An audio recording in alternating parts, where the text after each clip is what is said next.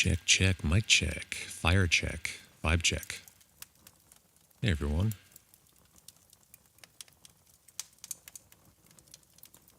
We'll be getting started with not Mandelbulb Monday. I need to switch this. It's clearly Wednesday and it's Procreate Wednesday.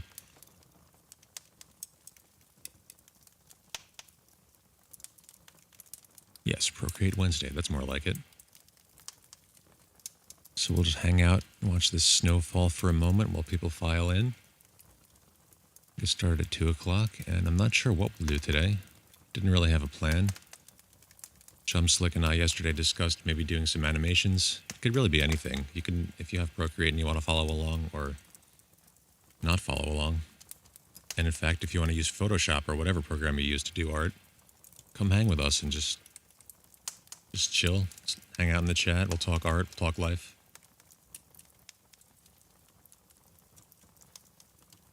Or if you would like to follow along and you have Procreate, we can do more stuff like that. Maybe we can come up with some sort of theme or an idea we want to work on. And we can work through it together. So let me pull up the chat on my phone here.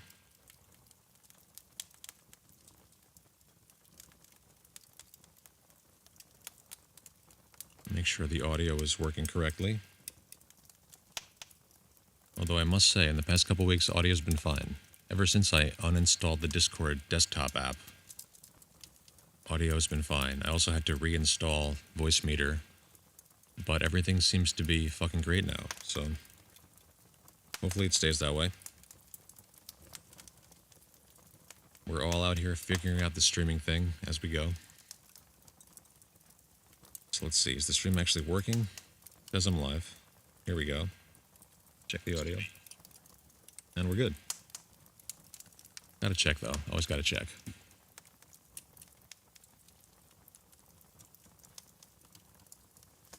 So yeah, it's gonna be a really chill day. We're staying inside to do some art. And let's hop over to the actual Procreate scene, if you will, in OBS lingo. It's going to be right here. There we go. Hey, everyone. So maybe we'll just kind of scroll through the gallery here and see if anything needs to be worked on, or maybe something sparks an idea. I don't know. I have a lot of things that I've never really released, per se. I'm making prints of stuff now, but a lot of these are just kind of like ideas and whatnot. Brush shapes. A couple weird animations. I did this Gur animation a while ago. That was fun. Maybe we'll do some animation today. I did kind of want to get into something like cartoony animated. Maybe little things to use on stream. Like if you've seen Tomos's stream, which I highly recommend. He's got some cool little dancing, like a dancing hot dog. And all this fun shit. And of course the actual toe.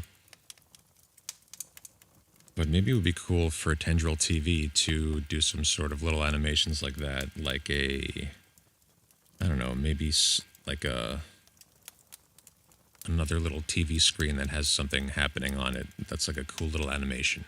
Or maybe like a mad scientist laboratory type of deal with little like bubbling beakers that I could just place randomly around in the different scenes.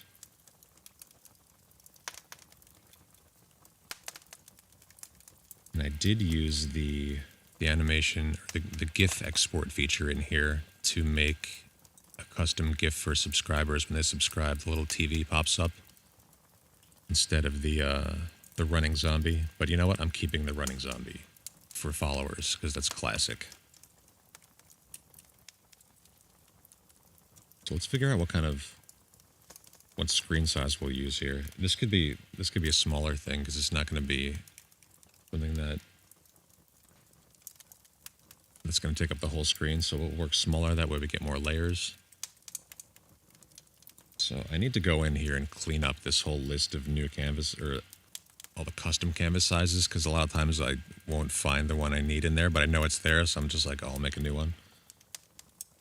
So for this one, maybe we'll do like 3,000 by... Actually, it doesn't need to be nearly that big, right? It can be... If our output on OBS is 1920 by 1200, this can be... let's start at 1,000 anyway, just in case we want to make it bigger, and we'll have plenty of layers to work with. Maximum layer is 250. So we're going to test out the, I think Chumpslick was saying that he was only able to get 40-something animation frames, but I think it goes based on the number of layers you're allowed. So we'll try and figure that out as we go today. But I don't know, I need to like get some sort of... I might just pull up some sort of inspiration pictures here of like little bubbling beakers and whatnot. I think I like the bubbling beaker thing, although I don't want to steal OhmLab's steel because his logo is a bubbling beaker, but I do want to give this like mad scientist lab vibe to the Tensile TV streams.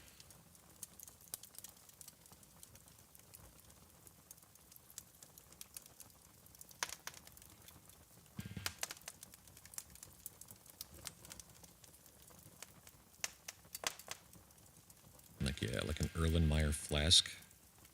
Like a cool little bubbling Erlenmeyer flask. Just like a really basic animation to get more comfortable with actually using the animation feature in here. Let me turn that. You know, and I can like do lighting on my face based on what my background color is right now.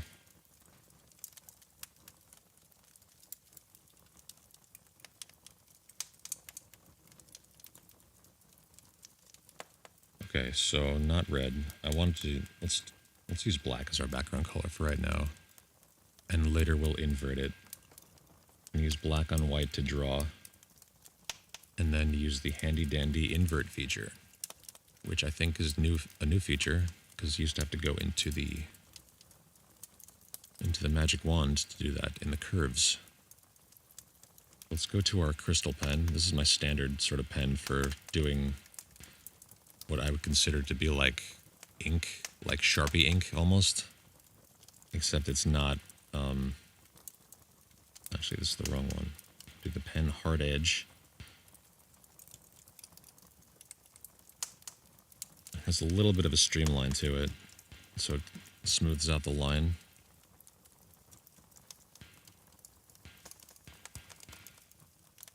You know what's bothering me? Every time I'm like doing an undo,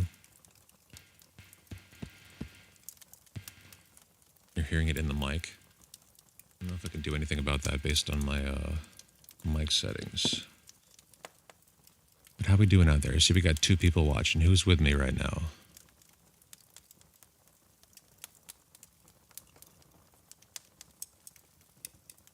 Oh, and also, of course, if we wanted, we could be trapped inside of Ableton.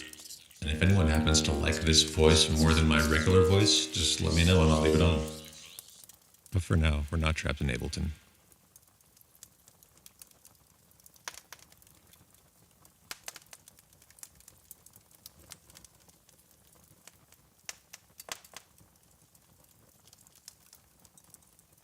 So yeah, you know what? Hold on.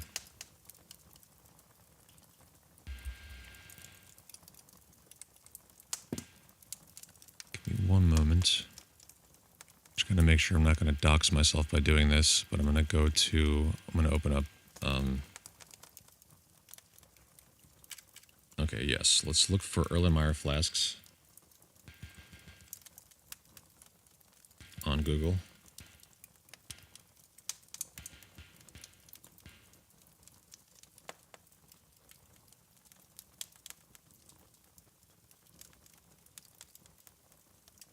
Okay, let's hop back to our main screen.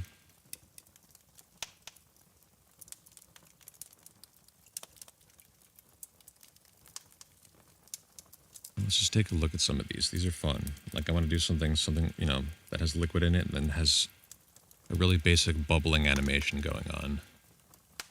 So we'll see how well I can do with that. But just as like reference, I think these are really good. And what you can do is there is a new feature where you can bring in a reference photo, but what I've done in the past that works really well is to just kind of, this is perfect. But yeah, this is fine. I'll save that, add to photos, and then we're going to go back to Procreate. And just to use this as a reference, we're going to go add, insert a photo. And there's our flask. So now we're going to make it kind of as big as we can here. We don't care about the shadow. We're just going to like use this to make a cartoon version. So there's our flask. Also reminiscent of the X-Files episode of the Erlenmeyer flask, which I always think of when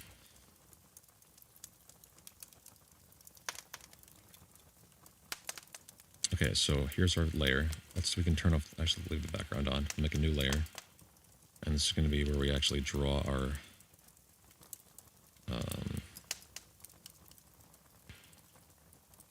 in fact, let's go to this layer and we're going to invert it. Oh, it's so much better. I love having a black background because the light from the screen is just too intense with the white.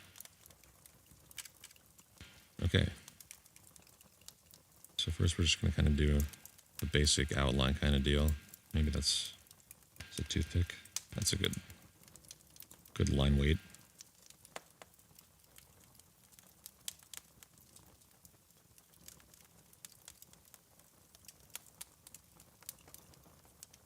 Did I go to a new layer? Nope, I did not. I didn't put it on the right layer. Always check which layer you're on. Double check.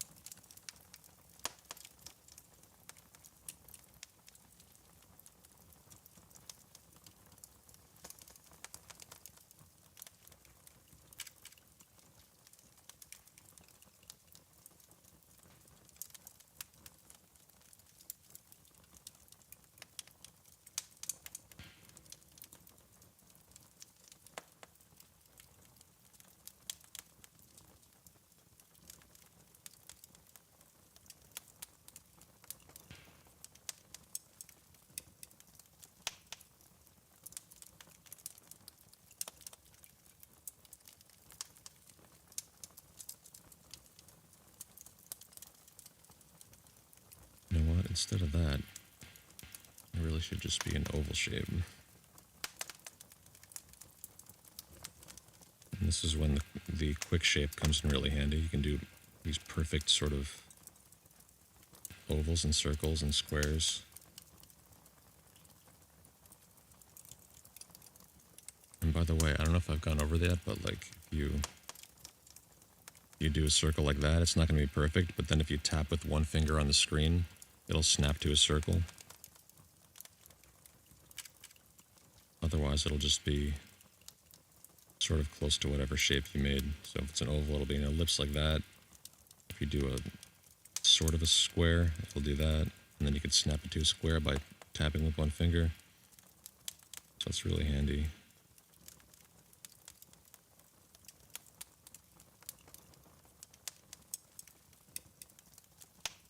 You know what? I actually don't like that oval now. I need to make it slightly smaller.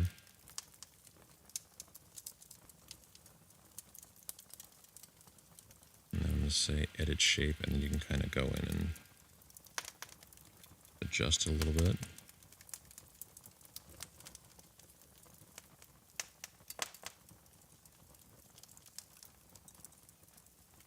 Seems okay.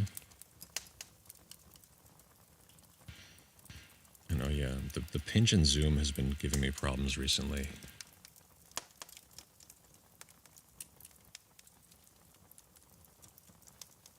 I don't know what the deal with that is, but I would love to know because pinch and zoom is essential.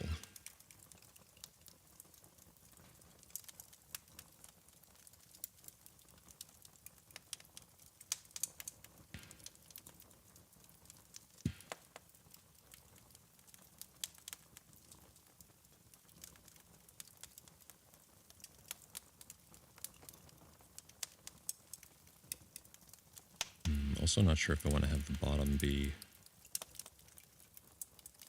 maybe we'll make a couple different versions of this, but this will be like a rounded bottom, so it looks like it's sitting on a table that you're looking at.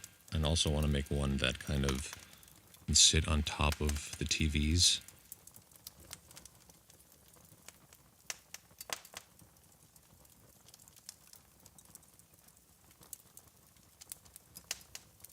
Also, this line weight up here needs to be more, maybe.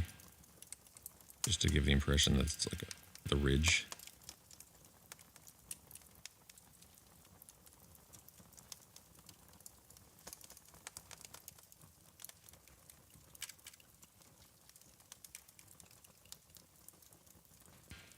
And then maybe here there's one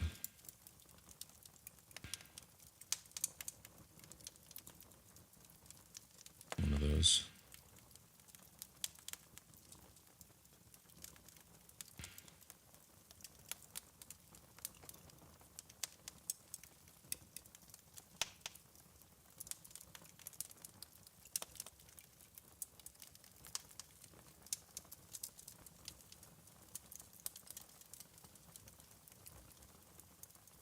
Maybe something like that.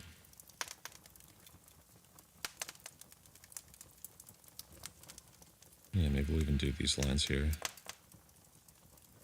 Nope, I want it to be an arc.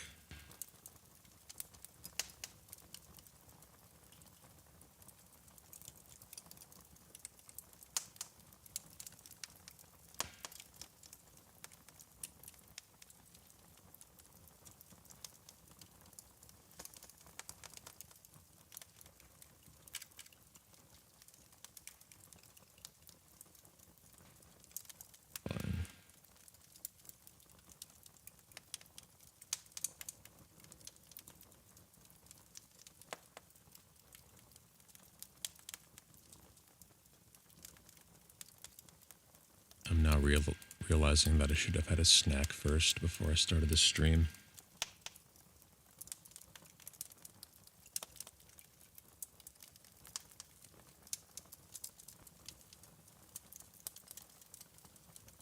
Okay, I'm not going to do the numbers. I'm just going to kind of do that. You know what, that even... I might not even need it. It kind of looks weird. But maybe we'll do the numbers then. Give it a little bit more character.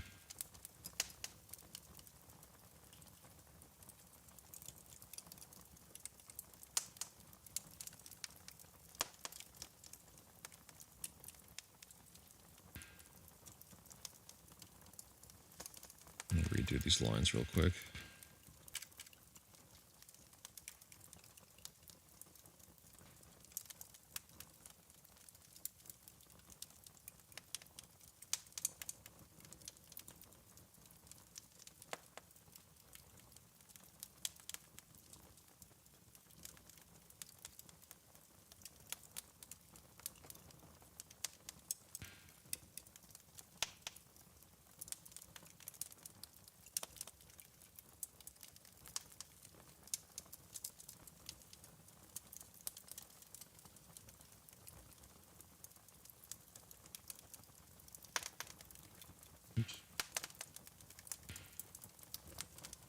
I'm not going to worry too much about how these are weird.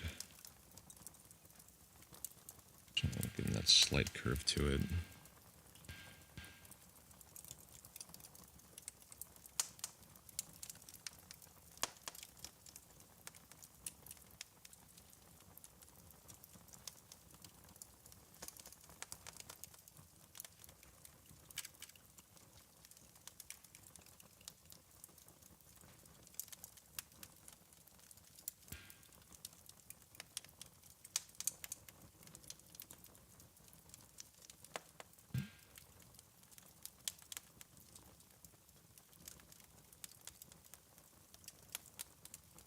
is all going to be pretty small anyway, so we're not going to worry about it too much.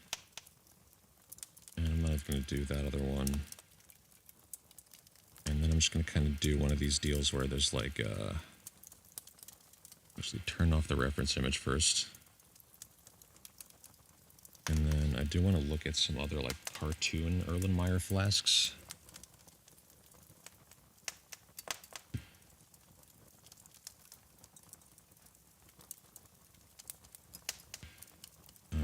Drawing.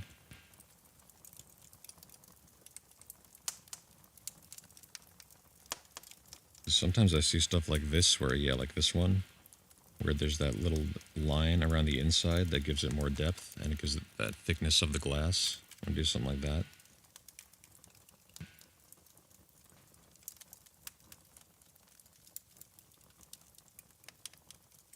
Yeah, kind of what I'm going for is something that's sort of like this, but more 3D looking, but then having like a bubble animation going on for sure. So yeah, I'm going to do that sort of inner line.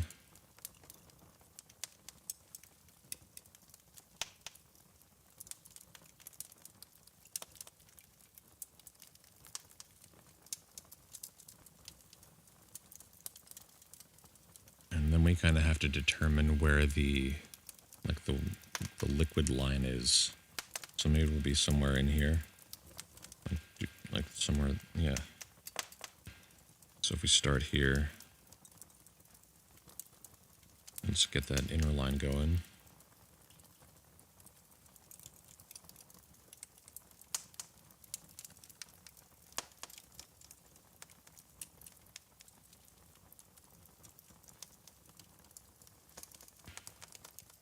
Oops. One thing I don't like about the quick line is that when you do the quick line, if something happens and you hit the wrong spot on the screen or whatever, and you don't hit edit shape first, you lose it. You lose the ability to edit the shape. So you have to make sure you get to the edit shape before you do anything else.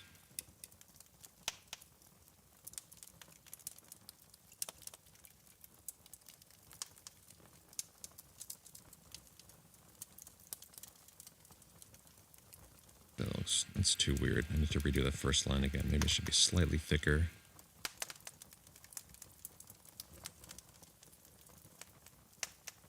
That's a little better. It's in there, and then in here.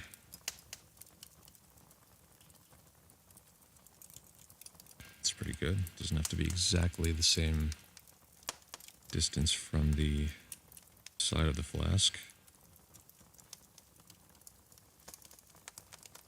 And I will say one thing that made it a lot easier for me to actually draw good lines on this, on the screen, is the screen protector I have. It's called Paper-like. It's like a sort of a matte finish instead of a glossy one.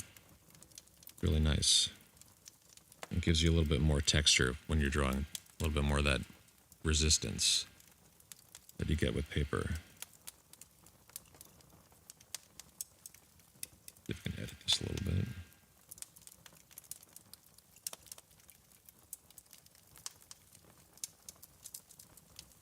I kind of wanted that corner to be more rounded, but this is okay.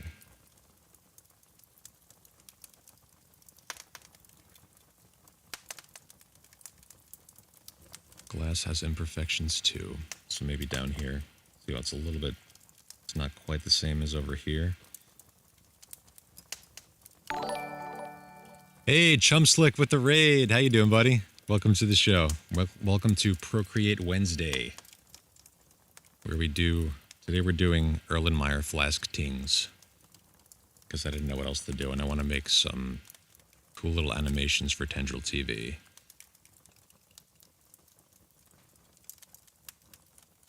I didn't even know you were streaming, dude. I would have like stopped by your stream on my stream. Hey!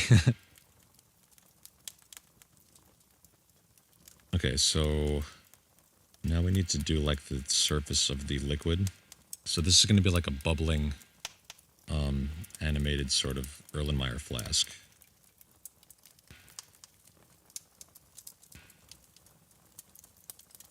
I'm not quite sure how to approach the rest of this, but it's going to be like a little bit of a wavy, bubbly surface of the... Actually, maybe that's not quite right. Maybe it's more like... But if it's bubbling, it would have like a bubbly surface? I don't know. Actually, hold on. Let's do this as a... Let's duplicate this layer real quick. We're just trying to get the base image down right now before we do any sort of like copying and animating.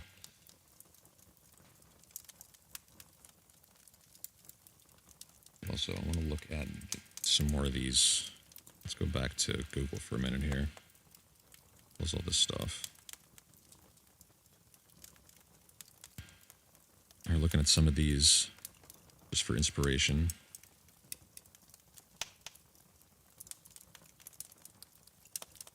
This one looks like it has cheese inside of it. That's not the look I'm going for. That's too, like, it doesn't look like bubbles enough. And you say, yeah, you've just been streaming when you get the opportunity. Yeah, dude, that's what you got to do. You got to get those hours up. If you want to get to affiliate, you have to get your hours up and all that stuff, the different requirements. You got to get your average viewers, 50 followers, and then what's the other one that I had trouble with? You have to get a bunch of people chatting at the same time. You have to get like 5 people chatting at once or something.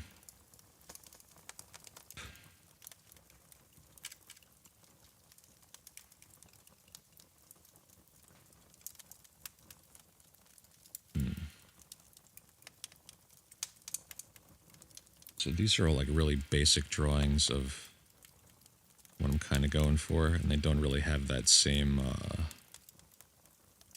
depth.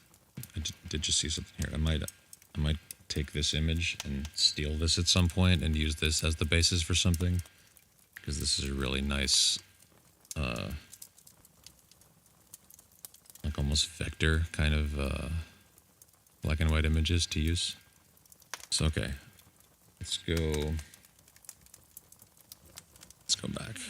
The only one I really see that has any sort of like 3D-ness to it in here is this. This is kind of nice, actually. I'm trying to think of how this flask would actually be sitting on the surface. Like you're seeing it as it's sitting on a table, but then there's also, how would you see the surface of the liquid in there? Would it be more like this? Or would it be more like, just like, it would have to have the curve, right? Because that's like where the meniscus would be.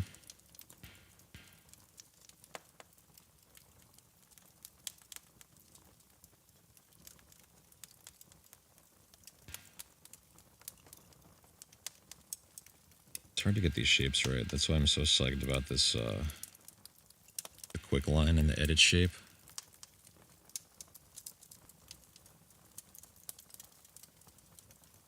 That's pretty good. We can go with that.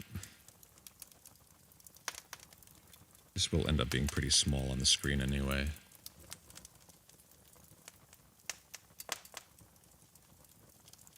And then back here, we're going to do a thinner line. And is this on? Yeah, this is on a new layer. But let's actually make another layer and do this line behind this thing. Once I do that, it kind of interferes with this other line that I have there already.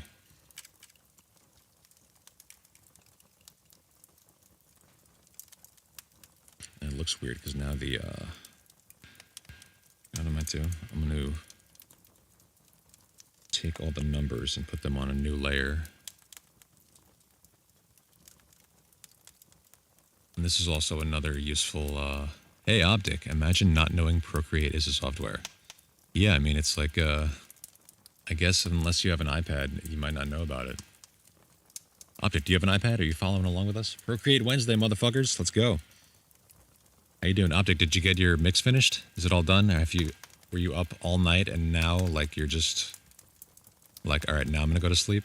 I hope you got it done, buddy. So yeah, I was about to do this, yes, I was going to set these the gradation marks on a different layer. So if we do freehand selection, actually we're on the wrong layer now. Oops. We go to this layer, and that one off. And we're going to select, freehand select these, and then we're going to do copy, paste. Or we'll do cut, paste in this case. We'll select that, we'll select this, oops.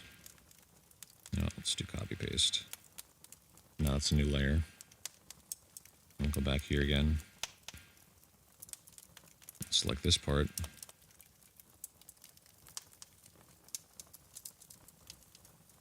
Copy, paste. Now that's a new layer. Now we're going to go back to where we copied it from and just erase.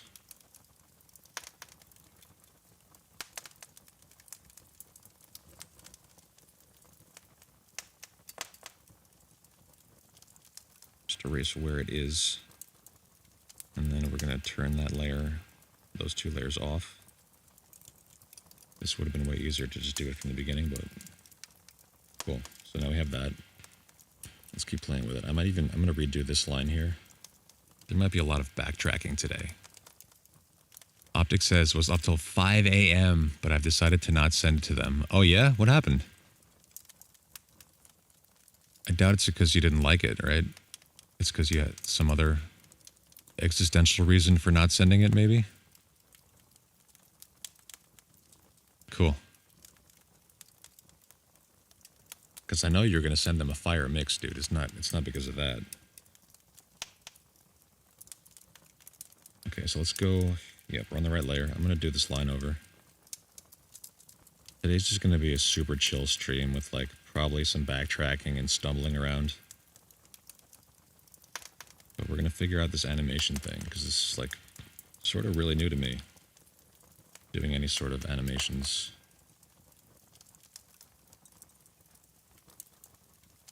Okay, so let's go back to our brush.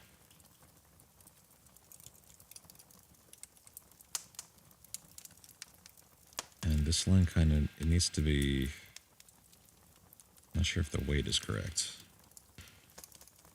It needs to be a little bit weightier on that line. Actually, I kind of like that. Not as much weight to this line because it's not indicating like the thickness of the glass. Hell yeah, dude.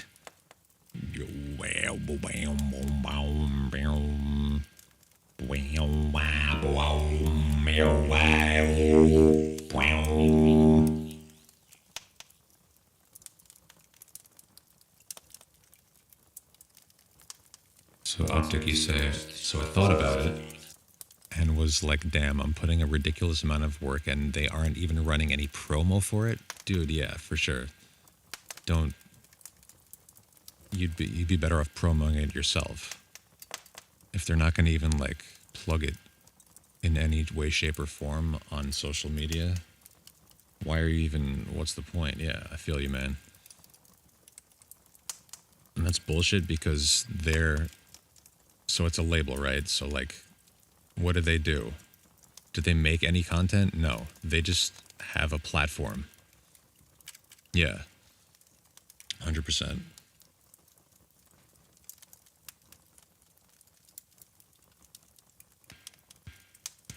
Okay, so let's make this line slightly more thicker. Yeah, dude, with like, you really gotta trust the people that you let release your music. Like with my EP, I've known Ryan from Koi Sound for around 6 years now, and Ryan and Ali are two of my closest friends in the world, so I really trust them to do what they did with my music and to give me that platform, because they're just starting out too as their record label. So it's cool to get on there. I'm actually the first release on their record label aside from their own records. And you say, they don't even really have a platform. They have more followers than they do. Yeah, dude, what the fuck? They need you more than you need them, for sure.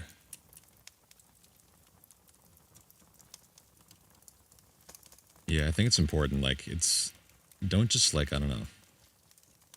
Don't just do a release because you think it's going to get you anywhere. Like, do it because you actually like the people that you're working with to put out a thing because they have the same vision as you. Yeah, working with smaller labels is fine, but just like, come on, man, promote the artist. Yeah, dude, like the artist, like without the artist, there would be no fucking label.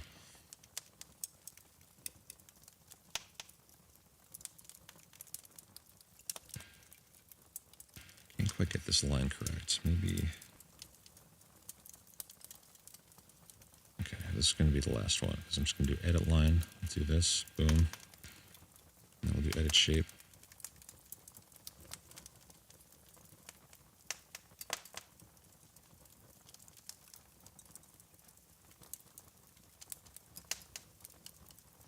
That's good. And now,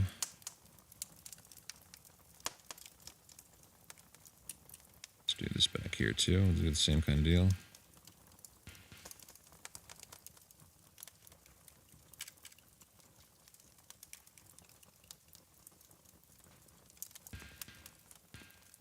I'm really having a problem with this pinch and zoom. It's sometimes not responsive. Kind of bummed about it, but it's fine. Okay, so there's our, like, surface of the water. But now what I want to do is give it a little bit of this liquefy to give it, like, some bubbliness to, just so it's a little bit ripply. Ripley's, believe it or not. Okay, so yes, this is our only layer that we have. We're going to go... Actually, so this might be a good point to start, like, duplicating it. So I'll have this as the base layer. And yeah, I think I do want to have these gradations, but I'm going to do them in a different way. So let's actually delete that layer. We'll delete these. That was just a stand-in. Oops. And I want to do some more work on the top of the bottle here, because I think this could be like...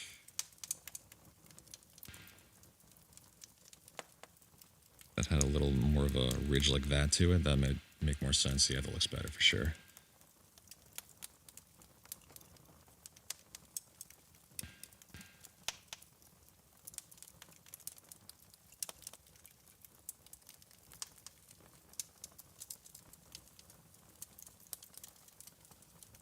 Okay, so let's do the gradations. Let's first touch this up slightly.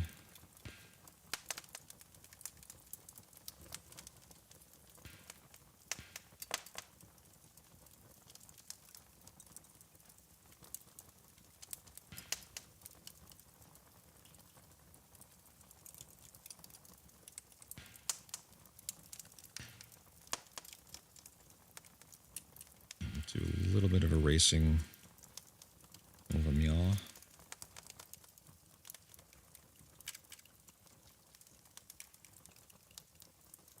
Sometimes it's these little details that kind of make or break something for me, because that's all I see. If something is like slightly off. But again, this is going to be like, it's going to end up being kind of small. So I'm not going to worry about it too much. It just makes me feel better to know that I actually went and did the little details. Okay, that's good. So now, let's actually branch off from that, and we'll make a duplicate of it, so we have that as our... If we do want to go back for some reason to maybe do a slightly different version of the animation, we can do that. And here, I ranted about this last time, but see how, like, here it has share, duplicate, and delete? I really wish the duplicate and delete were not right next to each other, because you could really fuck up. So Procreate, if you're listening, fucking please don't put those two buttons next to each other.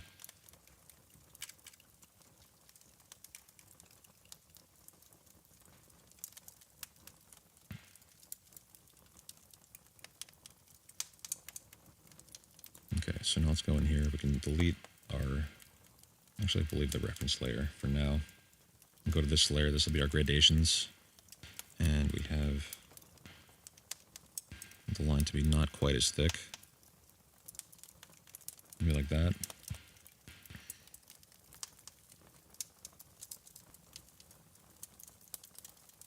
I'll just kind of do some of these.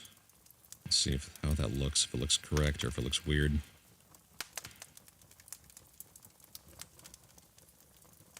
I think this will be fine. Yeah, delete should have a dedicated swipe. I totally agree. Because I'm not sure if there's a, are you sure? There may be, which is kind of a failsafe, but also it's just like, I don't know. It's just, it seems like a bad, like the self-destruct button is right next to the gas pedal on your car. No. The fucking ejector seat.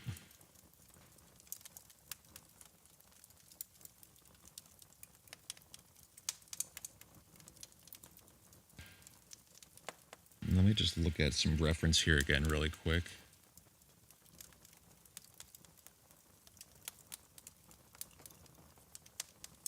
Okay, so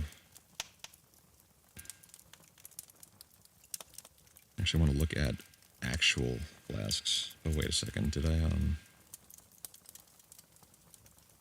where was that thing I was going on about before? This drawing. Oh, these are really nice too. I'm going to save this.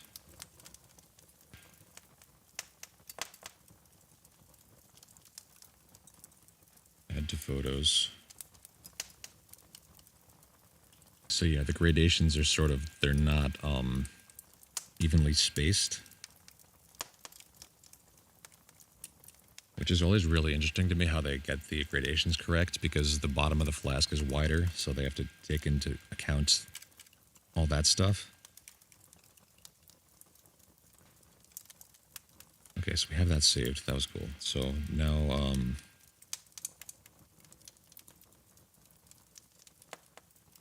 yeah, so the spacing gets wider as you go up. Okay.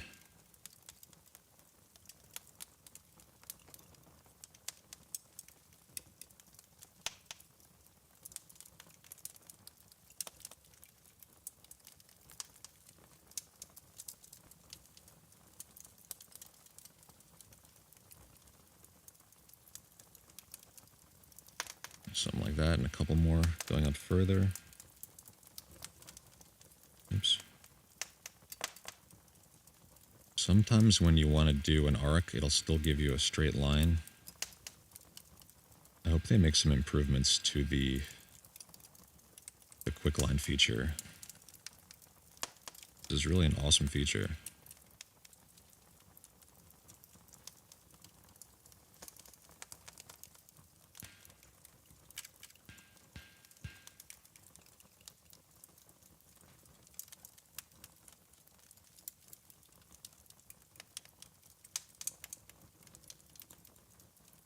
That doesn't quite look right, but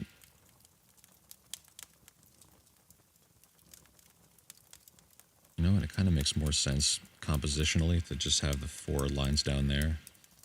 This is fine. I'm just fucking overanalyzing it. You say, do I do logos? I mean, I've done my own logos. That's it, really. And you know what? At this point, the tendril logo, I like the tendril insignia, like the stamp, the little icon, but I don't like the actual logo anymore, the text logo. I think I'm going to make a new one. It might be my thing to do, like, every release I'll have a slightly different version of the logo. I know it's a very Tool thing to do, but I love Tool.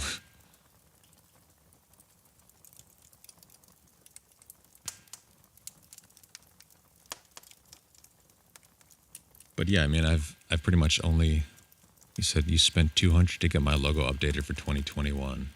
Oh, the eyeball? The eyeball icon? Yeah, it looks great though, man. I always have trouble like figuring out how much I would even charge to do stuff like that, because I'm like, I don't know, in a way it's weird.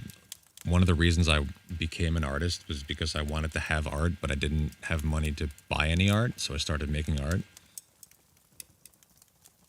So, like, I never know how, like, I've always done anything artistic I need for whatever I'm doing, I've always made it myself.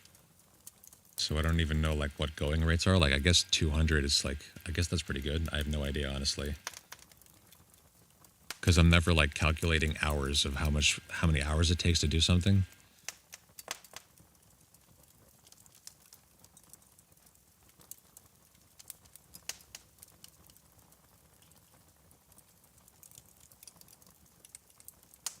Okay, so we have this. This is our... I've got this on 2 layers. I wonder if I just... What if I just did this really quick and make this... Kind of just scale it up. No, the lines look weird though. Reset. That's fine. We're going to stick with that. I'm not going to worry about it too much. Now let's start doing some bubbles. So let's actually flatten. Let's merge down. Yes, merge down. Let's try and use the same kind of philosophy we use in music, where we just flatten and move on. You say, the person who did the eyeball for me only charged 50. Okay, that seems pretty good. But this new person I'm working with is kind of a big name. Okay. Can you say who it is? Is it someone we would know? Did you sign an NDA? Let's get that coffee check, y'all. What do I do with my coffee?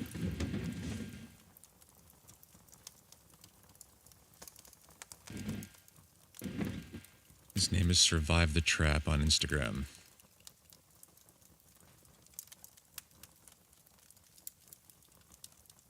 And yeah, let's get that hot box break.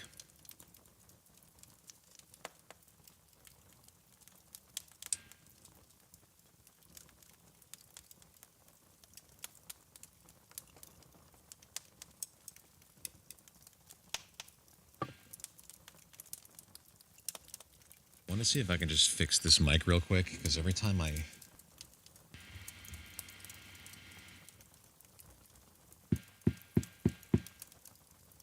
guess it's just because of the gate setting. I have to turn the threshold up on the gate a little bit. Because every time I'm like undoing, double tapping on the screen, getting fucking... Maybe that's too much of a gate setting. That's actually not bad. I can deal with that. I just have to talk a little bit louder, maybe. How about that? Nope, I'm still getting the fucking tap. Fuck.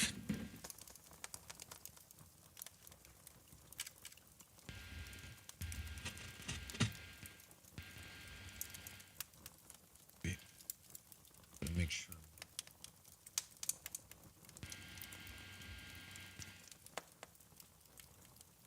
Coffee.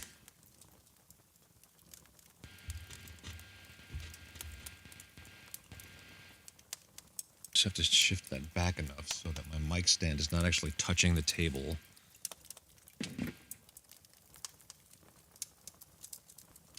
And maybe... Because yeah, I'm using this extremely overpowered mic for the job that it's doing. It's a condenser. It's a fucking Neumann TLM 103. And it's like for recording vocals, but not, it's like way too much, I guess, for doing streaming. I could just get like a shitty fucking headset mic and I probably have less problems. But we make it work. Okay, so let's flask this thing. Let's turn this, did we not just, oh, you know, I just undid the merge. So we'll merge down. Now we got this layer. Let's duplicate this layer just so we have it in case we want to go back for whatever reason. But we're not going to go back. Okay, so let's do some liquify.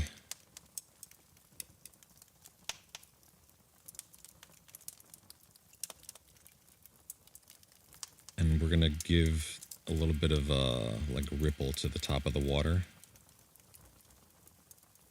Or we're going to see if we can. And yeah, one thing I would love to see as a feature in this is if they could use the same way that you can use a brush shape to do these. Like if you want to do glitch, you can use the actual shape of your brush to do the glitch. They could do that in liquify. If you go liquify and then select a brush shape to do the push with, like if I want to push this right now, it'll do that. And you only can use a circular brush. But what if I wanted to like use a square brush or any one of my custom brushes to do a push shape? That would be fucking awesome. You can't do that though. So, what was I about to do? Liquefy. Let's just do some weird, like...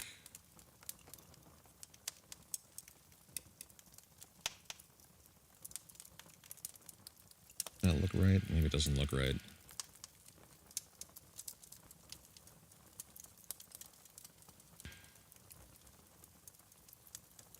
We're experimenting to see what we can do with this. Maybe the twirl. This could be it. Do different, like, twirl lefts and rights.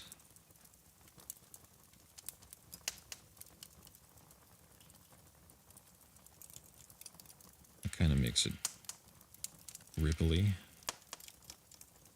Doesn't really look that natural, but it's kind of cool. It probably doesn't need to.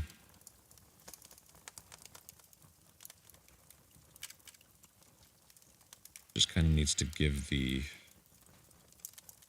impression that this is like a moving thing. So let's actually go now to... Actually, let's do that, and then we'll do some bubbles up here. And then we'll start, like, duplicating the layers to make the whatchamacallits, the frames of animation.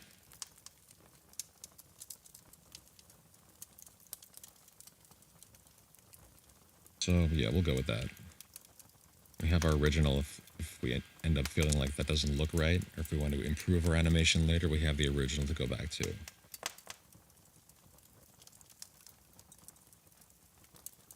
Okay, so let's turn on the... Actually, no animation assist yet. Let's do the bubbles.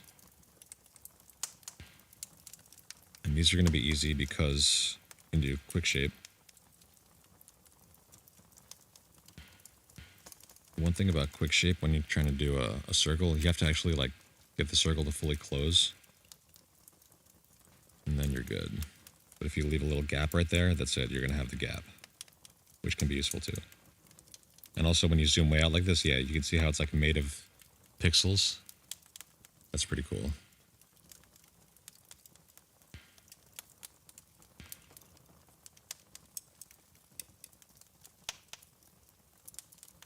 So I guess these should be... It would look nicer if they were circular, I guess, right? Like, perfectly circular.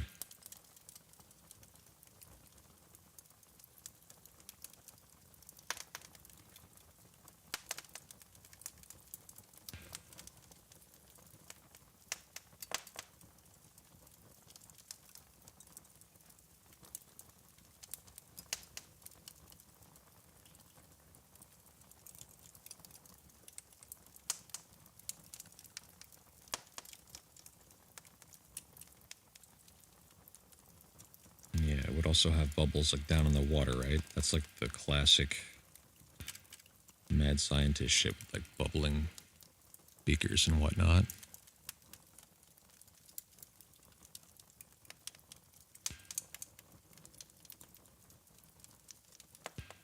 I'm really bad at randomly placing stuff. Like, I'm trying to make these bubbles look random, but it's like really difficult.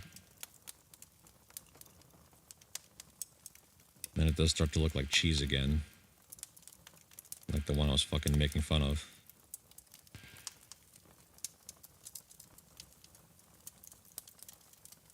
And then we'll have to have some like coming up out of here.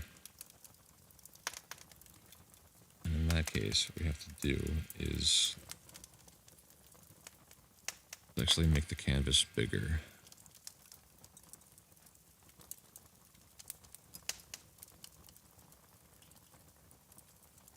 Let's do some of that.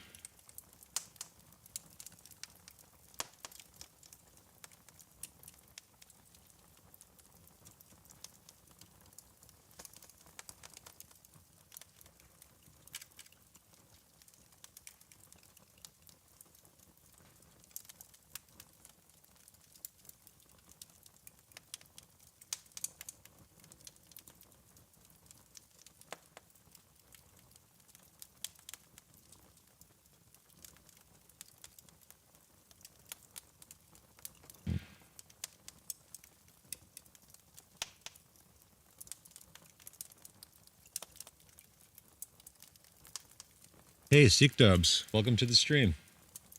Today we're doing Procreate things. Trying to make some sort of animation.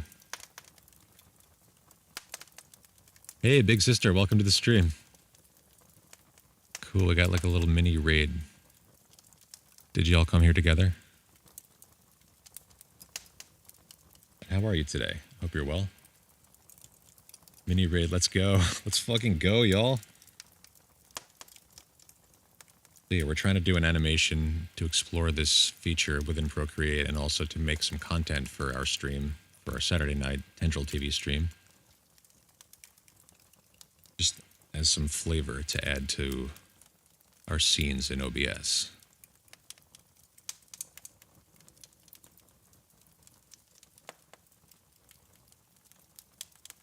So let's go with that. That'll be like our first, like the base layer of our animation, aside from this.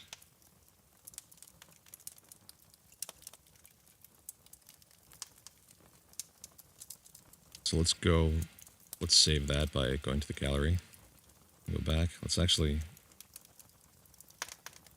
another duplicate of this, and keep going. Because this doesn't really have like a history. If you want to like branch off in a project, you have to make saves. You say, what's Procreate best used for? I'm not too familiar with it. So like, pretty much anything you would want to do in terms of like, I don't know, it depends on what you do to begin with. Like you could use it for sketching, for like doing graphic design, logos. We were talking about logos earlier. I did all my logos on here. You can do, actually, let's like, I'll show you some of the stuff you can do. I was using it to cut out, to make PNGs for my stream. Like this is going to be one of my scenes, part of it anyway. So I used it to cut out these spots. You can do custom brush stuff like we did last week. Animations, this is some of the custom brush stuff that we did.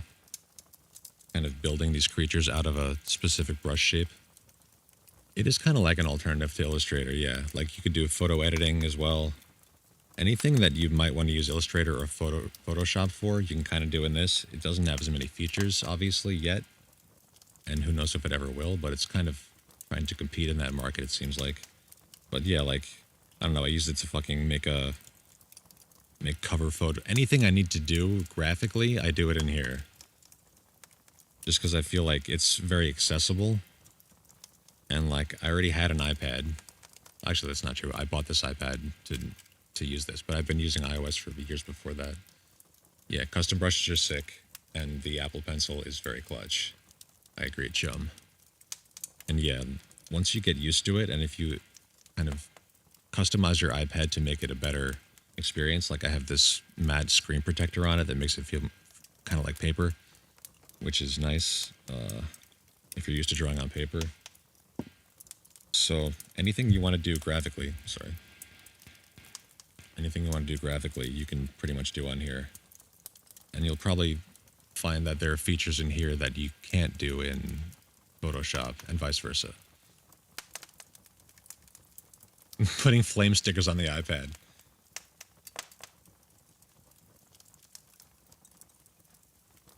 I do have stickers on this, but then I put stickers on it, but then it like lives inside of this case where it's like the case has a little tip up thing, so you could put it at an angle. And the case I have it in is one of these otter boxes. So like it's shock resistant and drop resistant and everything. You see it looking clean. Nice. Thank you. Yeah, it is like some of the features in here are great. Like I was just doing these bubbles with the quick line. So you can draw like any shape and it'll snap. Oops, sorry. And then you can tap one finger and it'll make it a perfect circle. And you can adjust the size and everything. Or you can do shapes like that. It'll snap to a shape, and then you could snap to a square by doing the same thing with one finger. That's super fun. Easy to make good, clean stuff, yeah. Okay, so now we have this as a version. Okay, so let's go And let's just delete these now. Delete that one. That was our reference. And let's go to Animation Assist. Okay, so now we can start duplicating frames. So if that's our first frame, I'll go duplicate. And that'll be frame 2. And now we can just kind of edit the, oh, you know what though? You know what I should have done? Hindsight is 2020. So I think the bubbles maybe should have been on a different layer. So let's do that. Let's delete the layer we just duplicated. Let's see, this is why I'm like stumbling through this to learn all this animation stuff. This is very new to me. So let's go, and we're going to separate these layers now, which is actually not that big a deal. So we're just going to go...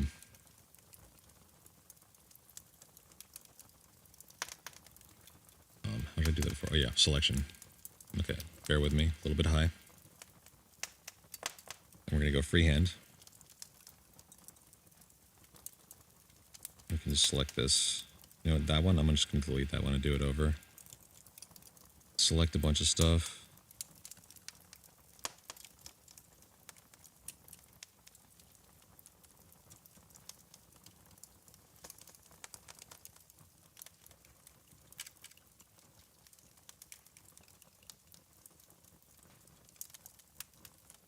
We're going to copy and paste, so that's on its own layer now. We'll turn that off for now, and then we're going to go in here and just erase.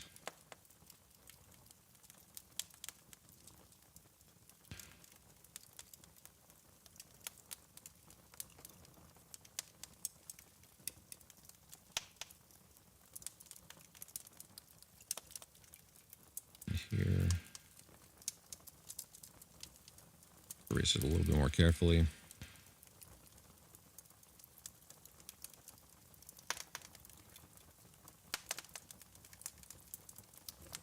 Sometimes you really do get into like getting down to the pixel, and you're like, this one pixel is the wrong shade.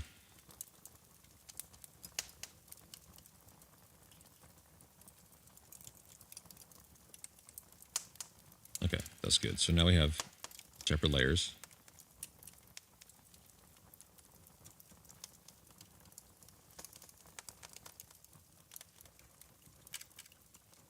Settings for this are a little weird. Okay.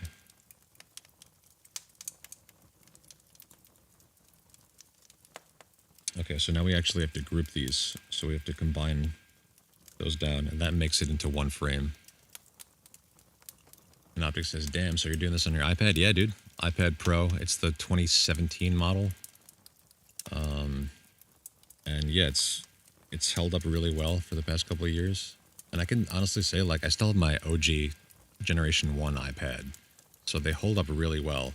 At a certain point, you can't update them anymore. Like, you can't put the new OS on them. But if you just keep whatever you had in there, it's great. Like, I still use my iPad 2 in my live sets.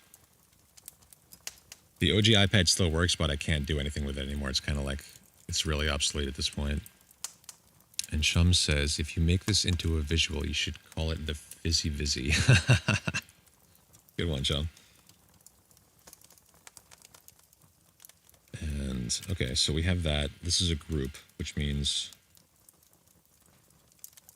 Oh, man, let's actually delete this layer, too. We have that one. If we need it, it's in the other version of this. So now this group is a frame. So what we have to do now, we can duplicate. Yeah, this will work. So when we go in and duplicate this, this will be our second frame. And now we can go in and kind of like go into this layer and maybe just, I don't know, just move it a little bit, change the scaling of it. And then we will do a couple of different versions like that. And that way it'll kind of hopefully look like the bubbles are moving. Definitely fizzy busy. Let's get that smoke break again, because that last one didn't hit me the way I wanted to hit me. And then we'll do some Erlenmeyer flask tings.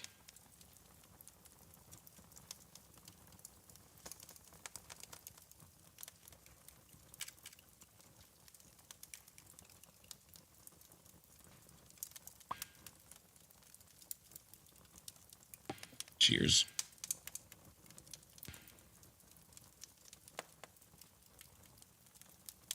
Ooh. Okay. So we'll do a couple more frames and we'll take a look at a preview of this and see how we think it looks. So that's that. And we'll also do the surface of the liquid. Let's actually, hold on, let's go to, we want it to look like that so we can only see the layer we're on.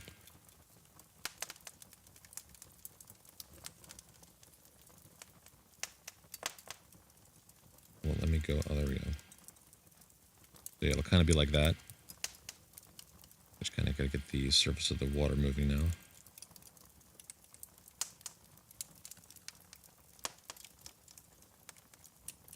And for an animation like this, I don't think it needs a ton of frames. It could probably do like 10 frames. So let's go back to liquefy. And we'll go to here and kind of just move these things around some more in different ways.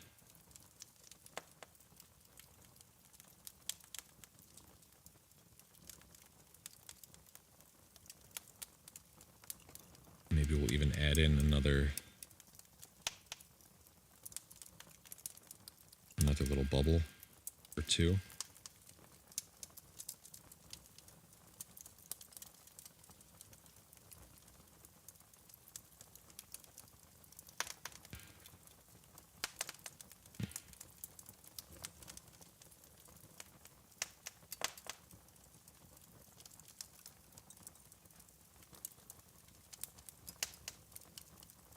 Now we have that, and if we actually play it, it doesn't look like much right now, but if we do more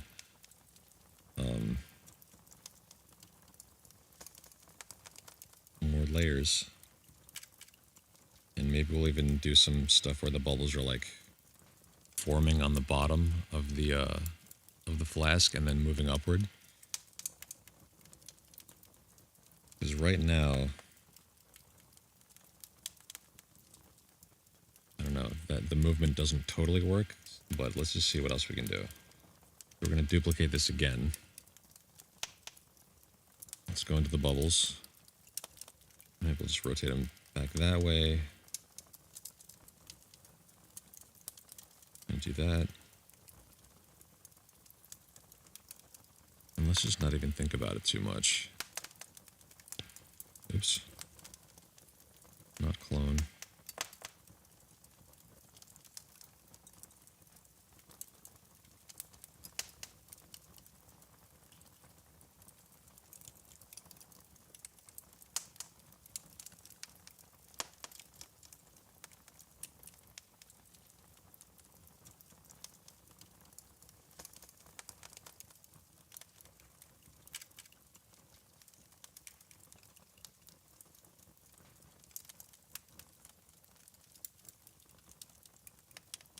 Maybe we'll do a distort.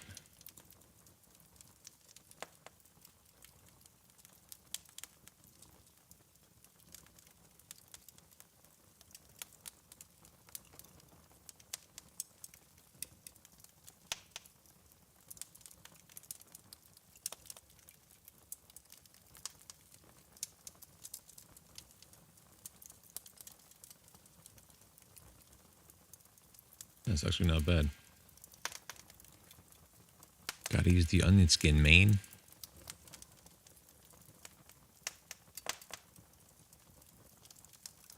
And Optic says, you know how to animate? Well, I'm kind of, yeah, not really, but I'm kind of doing it right now. Vizzies, yeah, Vizzies is great. I like that.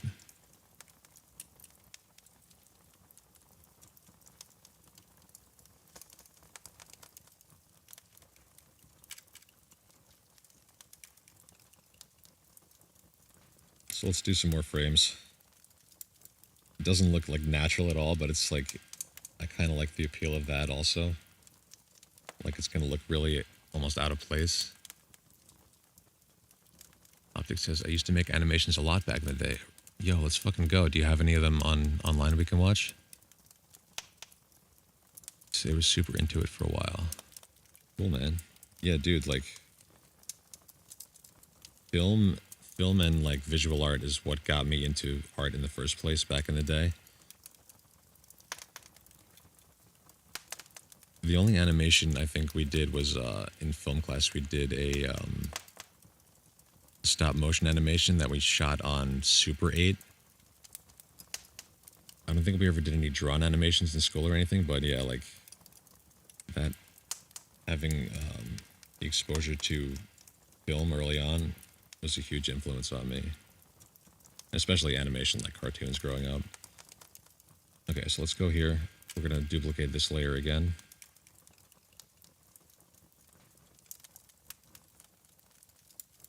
Some more movement.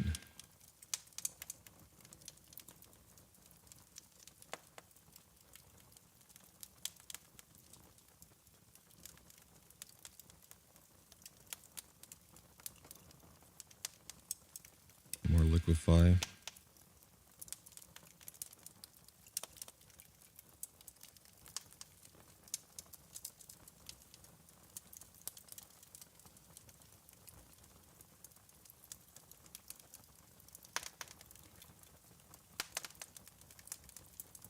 What I need to do is kind of like erase some of these bubbles because these wouldn't like stay there, right?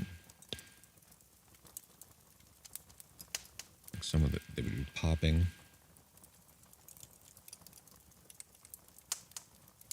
See how that looks.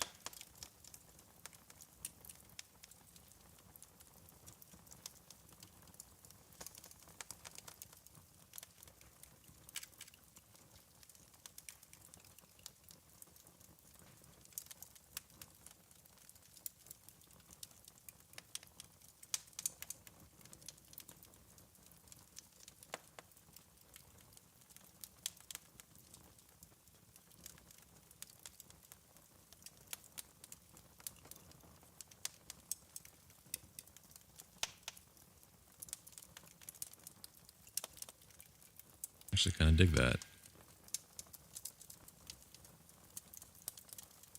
Oh wait, I'm missing chat here. Hold on, let me catch up. It was a different time. Stick figure animations, nice. Shem says all the books in high school were littered with flip animations. Yep, always doodling in class. That was the thing. I was supposed to be paying attention, but I was doodling. And you say, bro, I love doing that. Maybe I should do something like that for my next promo video. Yeah, dude. You could do the optic eye, just all animated. But yo, I gotta hit the restroom. I'll be right back.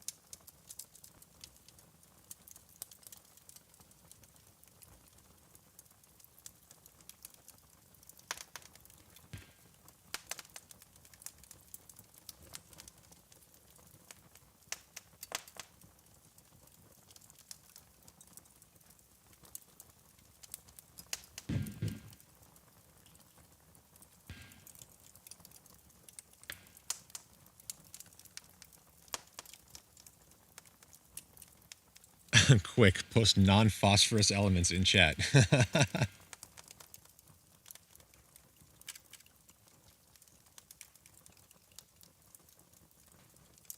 You can post any kind of elements you want.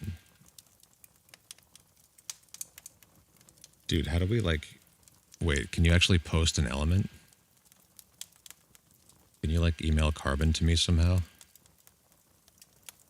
Or send neon? I guess you could send... Yeah, well, it's not really neon. Okay, these are stoner thoughts. Let's do more animations.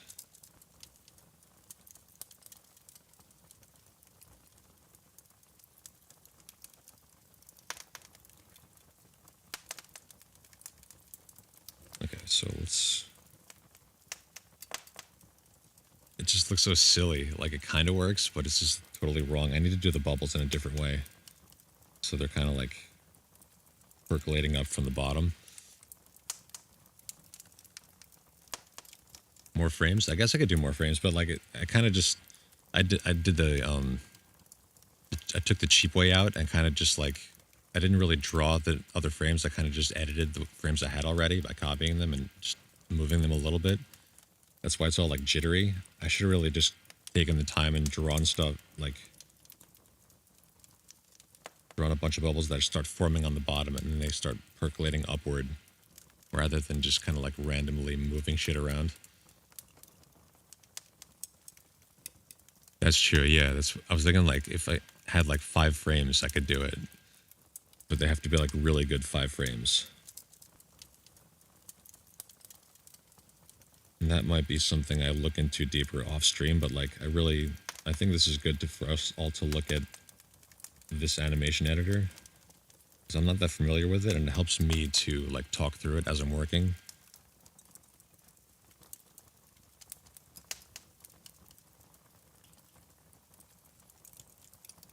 Get that hydration check.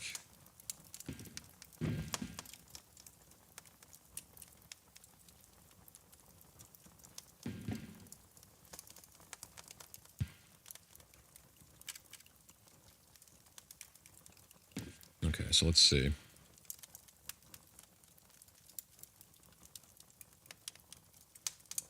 I don't know, I kind of want to just go in and redo all these. Oops.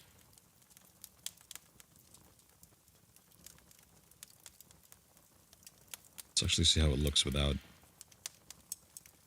That looks pretty cool, I like that. Just like a shifting liquid. You know what? Maybe it doesn't have bubbles in it. Maybe it's like... Maybe it's not a bubbly liquid. Maybe it's just like... What if it's just coffee? Coffee in a flask? Or... That could be cool too. This could be like one version of it. Could be different liquids. Could get down with that.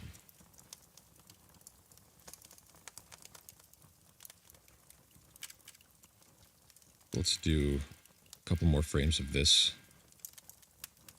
And yeah, this one will be like this flask with liquid is sitting on top of something in the scene, like on top of the TV, but then maybe the base is like rattling all the liquid around.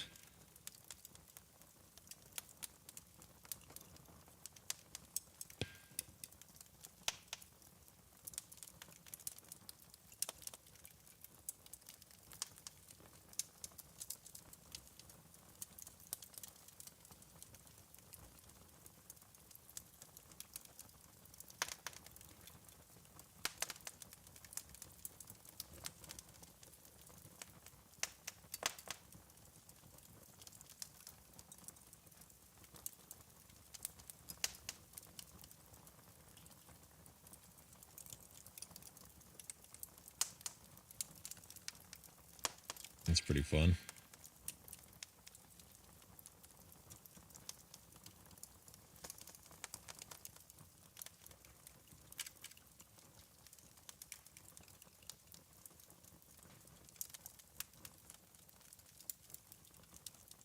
It almost starts to look like an oscilloscope on the surface there.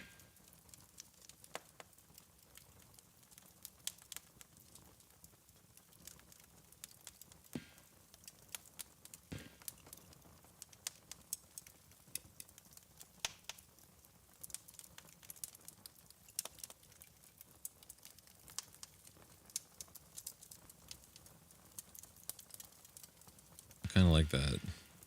It's probably too fast, but that is a nice effect either way. A little bit more somewhere in there. You know, I wish it were possible to modulate the speed of a video or a media source within OBS.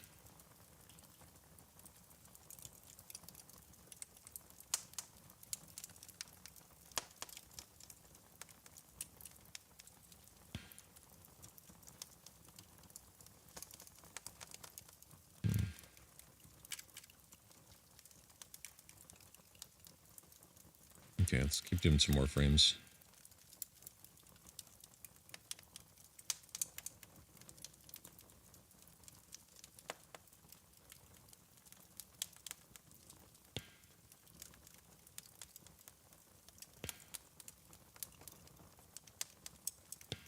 Nope.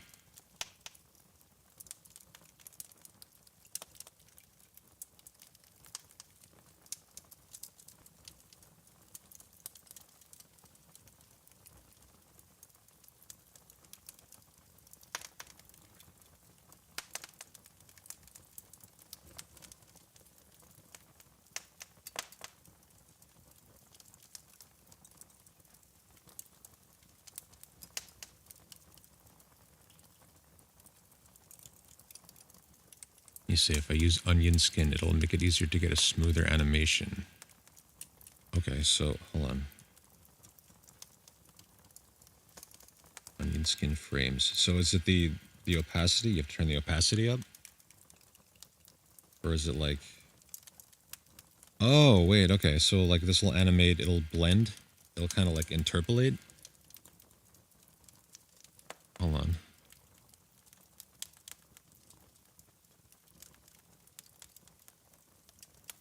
Oh shit, no, I've got one where the actual line is moving right there. Yeah, I kind of did this wrong. I need this other thing to be on its own layer too.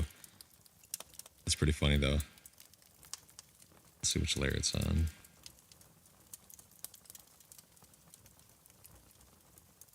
A lot of them. We're just gonna leave it. So yeah, is that onion frame like...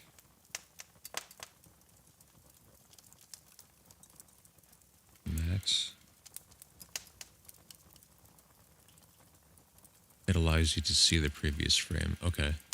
Oh, okay, so it's just kind of like using a reference underneath. I got you.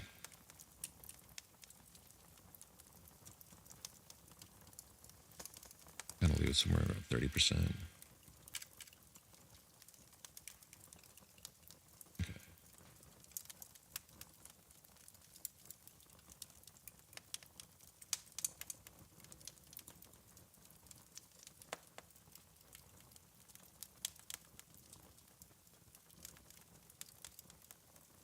That's going to become really useful if I'm trying to do something more precise. But this, like, I'm kind of just going for more of a random...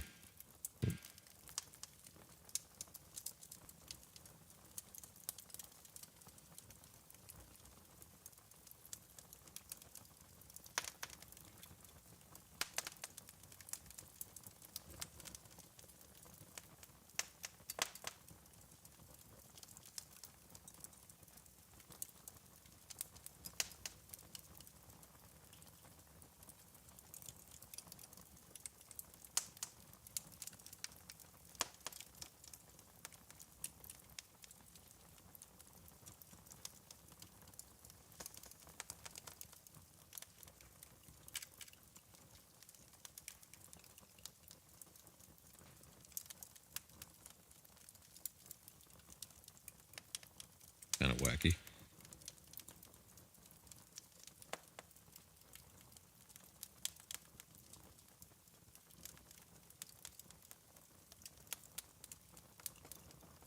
So you'd set it to only 1 or 2 frames. Yeah, that makes sense for sure. Let's see.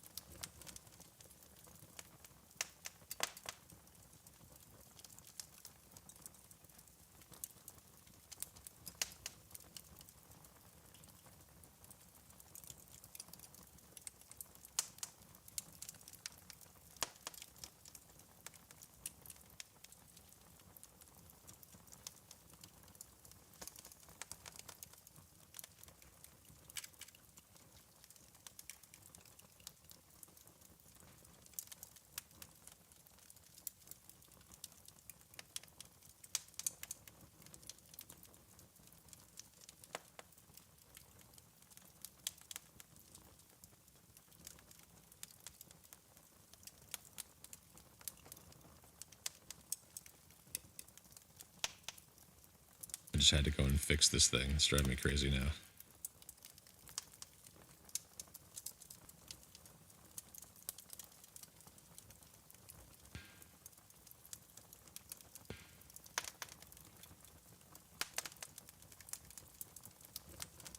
Still gonna look weird, but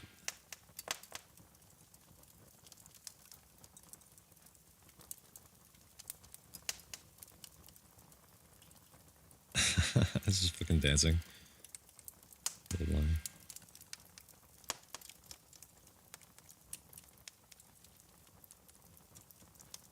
Okay, so we definitely figured out how to use like the basics of this animation editor.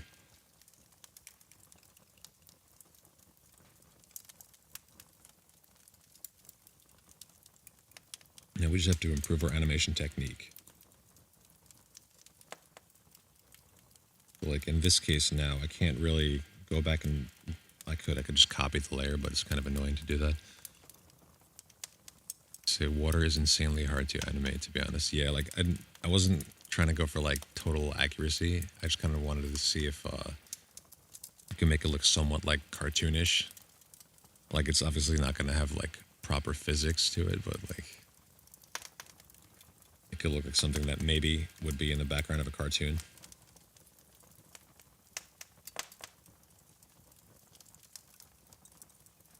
And I'm going to stick with that one as it is for now, but I also need to go in and I'll do that off stream, but we're going to go and invert everything so it's black against white. And then I might even do some color. You know what? Let's look into that.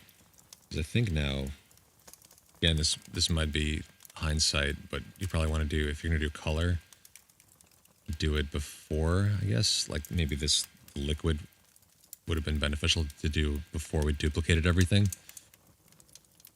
But, so yeah, thinking about order of operations can be really important to stuff like this. You say using a reference animation could help. Yeah, for sure. I'm not going to be able to do like good good real shit though. Like I could look at a reference animation of real water rippling all day. I'm not going to be able to draw it though. It would take a lot of practice. Maybe I'll get good at that.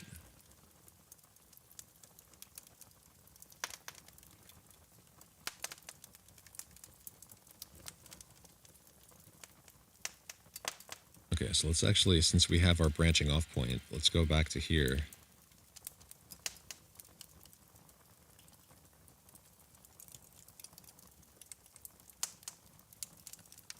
All right, so we have this. So let's make another duplicate of this and see what else we can do. I think we'll try to get those bubbles right.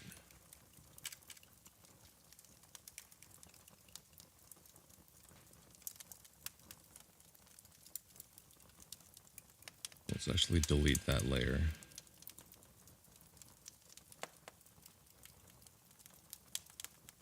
Here, you know what? Now I need to, okay, let's do another, oops. Let's make this its own layer. That's something we should have done earlier. So we're gonna go to select and just freehand select this whole deal.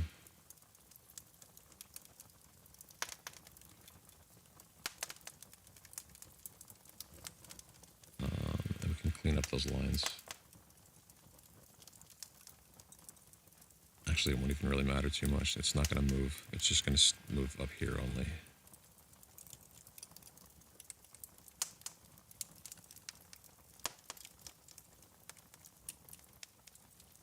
Good when you're selecting like that to lift your pen up a bunch and make a lot of points so you can backtrack if you need to.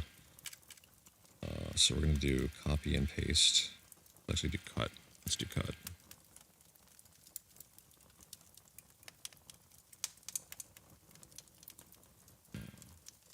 New layer. Paste, so it's back exactly where it was, but it's on its own layer. And now we're just going to, I need to, second. So I might just redo the lines. Let's do that. Sometimes it's easier to just do the thing you know is going to work instead of trying to re-engineer.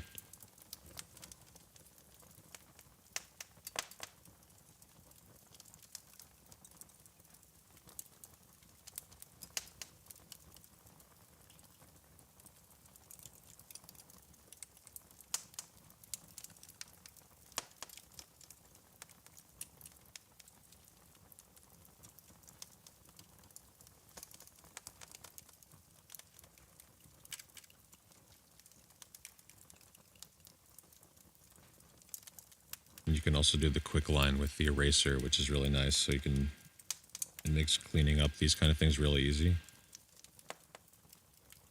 You just go to edit shape, and now you can adjust that.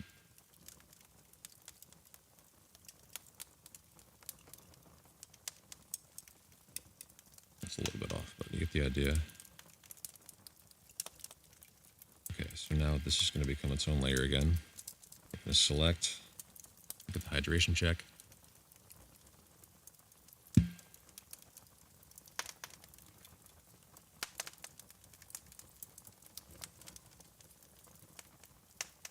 And freehand select.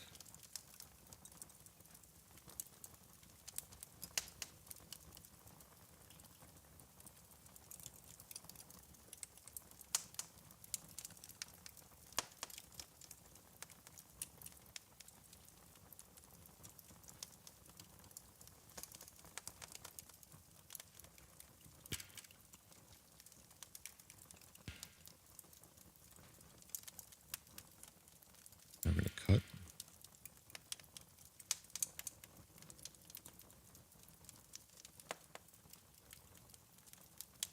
And paste. And I think it may have just pasted to a new layer if I pasted anyway, but I'd like to go and actually make the new layer. I could be wrong about that. Okay, so now we have this as a layer, and this is a layer.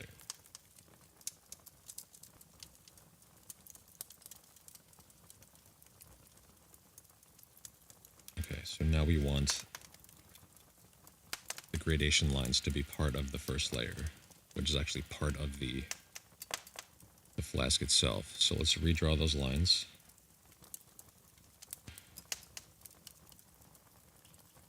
Double check we're on the right layer.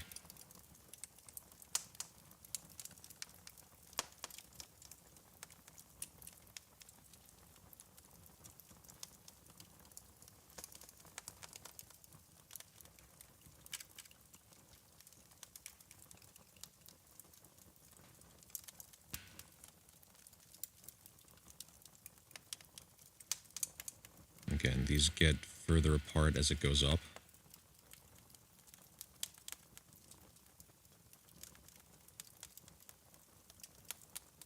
So we kind of do that. Now I'm having this problem again with the pinch and zoom. It's not responsive. Okay.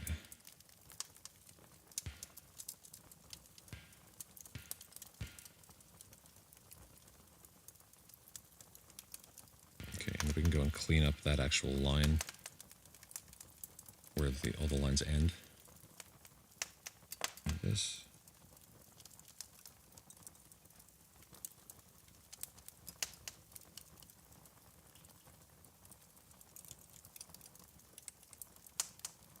Kind of like that.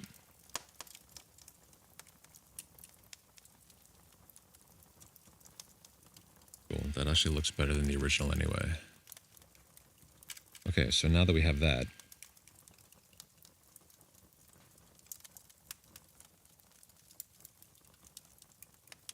let's duplicate this, because that's a better starting point than what we had before.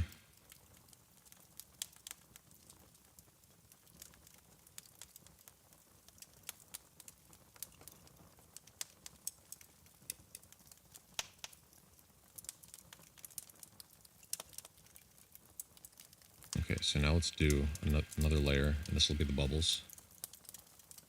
Let's think about how this would actually happen if there were things like bubbles percolating out of this. I kind of see it more as being like a carbonated liquid than something that's being heated up and therefore off-gassing.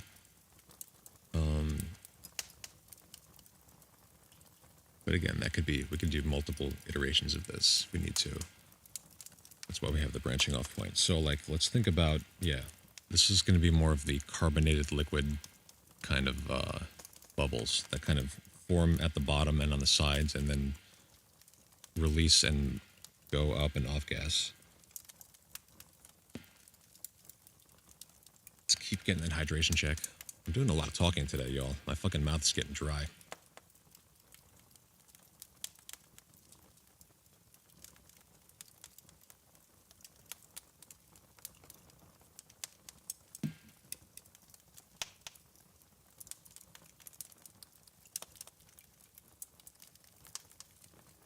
so new layer, we're going to do bubbles.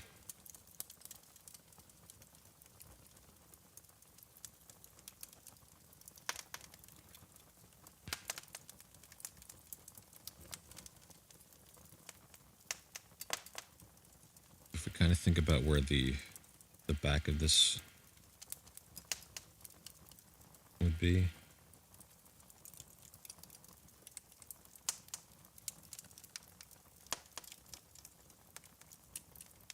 Now it kind of gets into like, how far do I want to go with this? Like, do I want to do that line back there and do more like highlights on where the glass would be? I don't think I do. I think I want to just kind of leave it as this. And just like, it'll be a 3-part thing.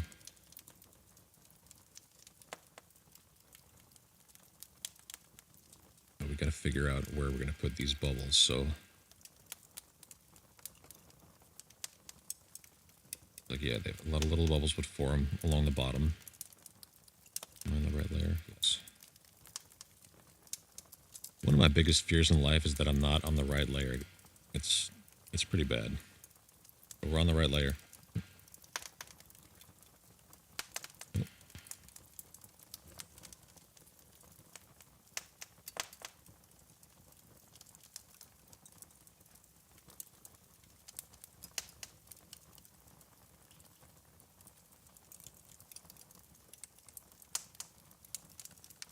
Maybe some a little bit further back, near the back of the flask, but on the bottom.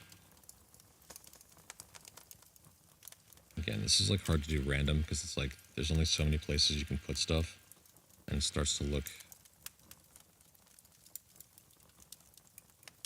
like it's unnatural.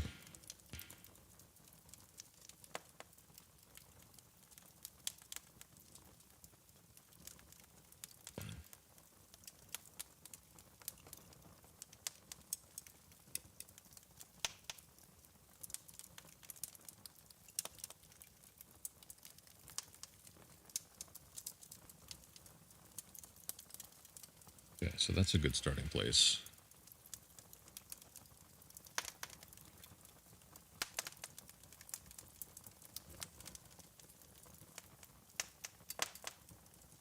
Let's actually now go into, let's think about color, because we have to have some forethought on this. Yo, Brightside, how you doing, man? Welcome to the Procreate stream, Procreate Wednesday. We're trying to do some animations today. Been a little bit rough so far, I'm not gonna lie. Got to think about order of operations here. So right now we're thinking about color. Because the first time I went through, I did not think about color, and we went off and had to backtrack. So right now I want to actually invert the background color, and then we're going to invert the color of the lines.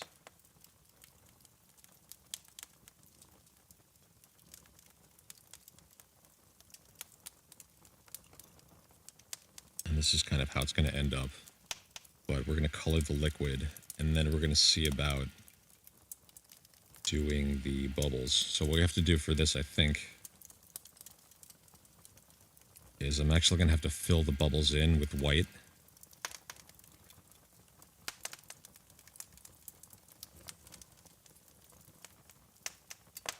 Okay, so if we go to our bubbles, and in this case, I'm not going to worry about doing a reference layer for it. I'm just going to fill it right on this layer. I think that's the right move, but I really have not done this before, so we'll see. Maybe we'll backtrack again. We're going to learn something either way. So we're going to fill these.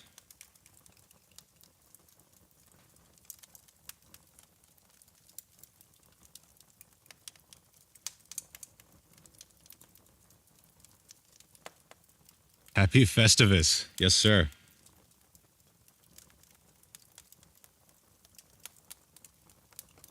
It's for the rest of us.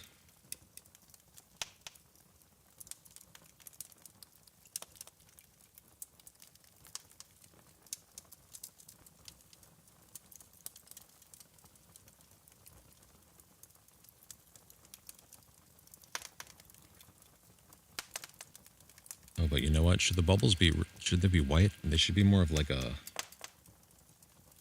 okay, so if the liquid will color, you know, help me decide what color this liquid should be. Okay, so see, this is now why I'm thinking I might want to use the reference layer, because then we can go in and we can eventually bounce out different color versions of this, and that'll make it a lot easier.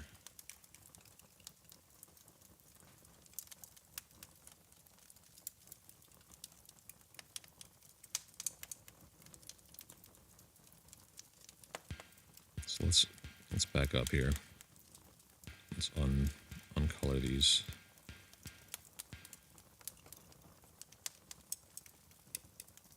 So if I make a new layer, and that's make the bubbles the reference layer.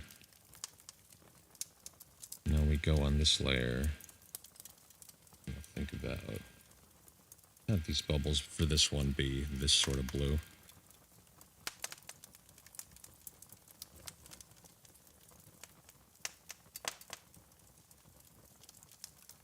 So I think if I did this right, okay. Now that's filled in on its own layer. But it's using the outline of the bubbles as a mask.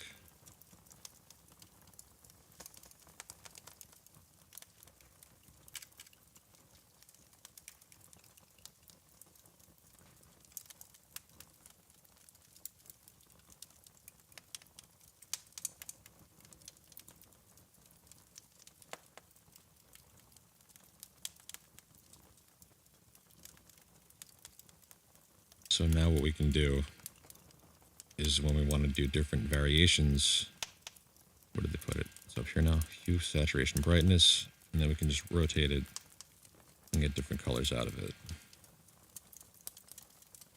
Or, since it's on its own layer, we can turn it off completely and still have the outline there.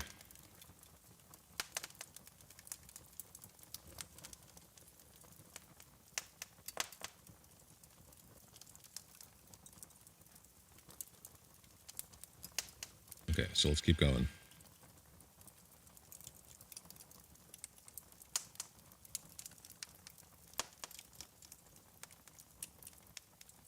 It's even hard to see the outline there. Yeah, it's there. Okay, so let's go to actual liquid.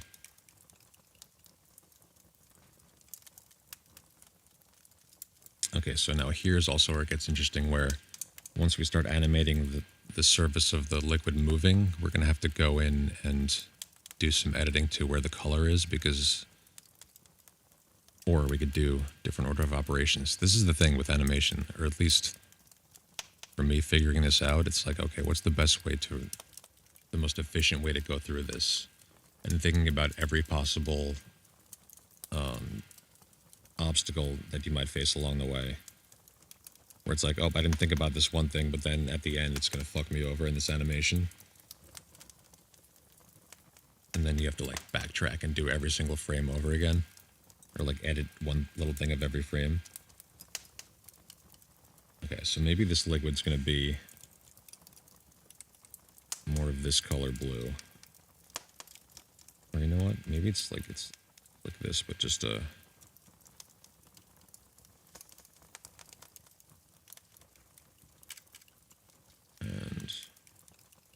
And again, we could put this, we can make this a reference, and then have another layer where we put the, oops.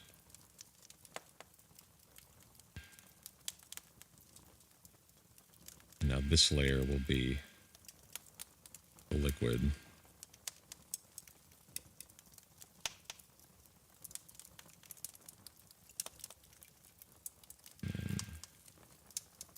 Maybe the surface up here is a little bit darker.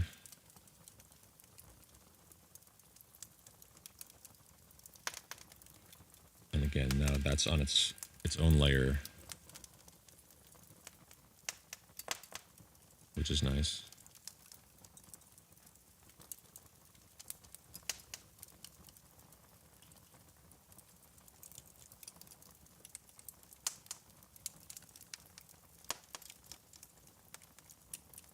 Okay, then there's also what color the the glass is going to be, which is kind of, it's going to be sort of a, not quite white, but it'll have a little bit of that blue to it. But also, oh wait, so we gotta rearrange our layers here because now, there we go.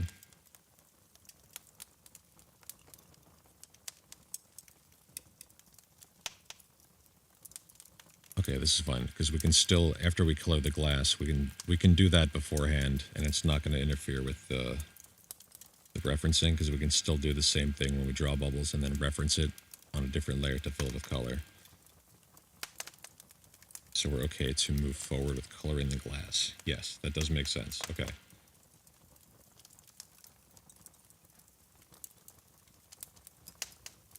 So this is going to be our reference.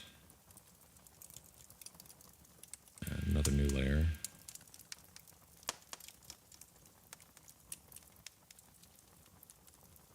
Oops. Oh, because it needs to be under all that.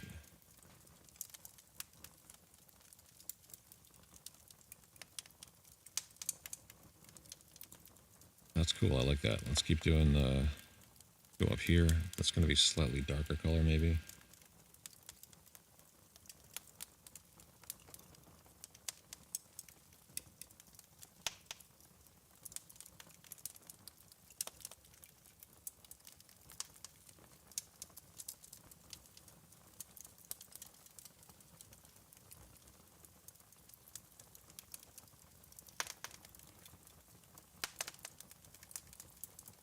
So this really wouldn't have a black outline. I just kind of used black and white when I start, so maybe we'll change the color of the outline.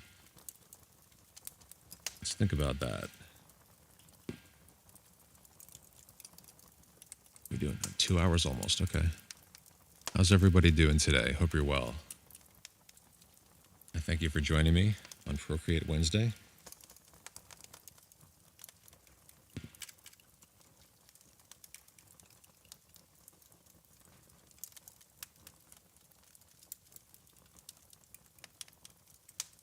Slow and steady, making progress. Awesome. What are you all working on today? What's your focus?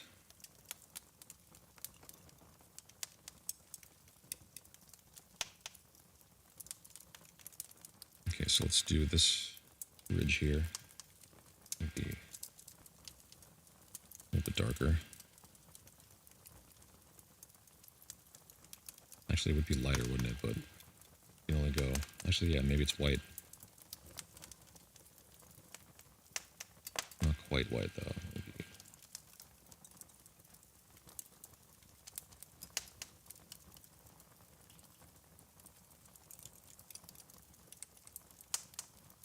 You know, this also needs a little bit more. Now that I'm getting really into the details that I said I wasn't going to get into, but then I'm like, you know what? Why wouldn't I get into it? Let's just get into the details.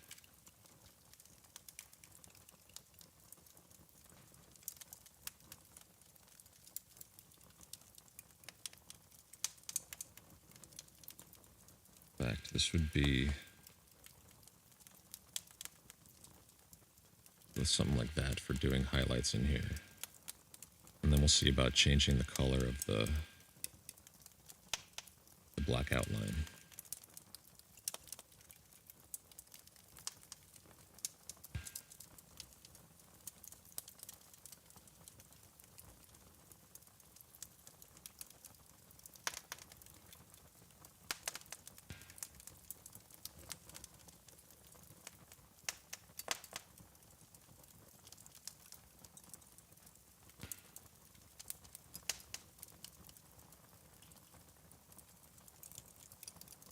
So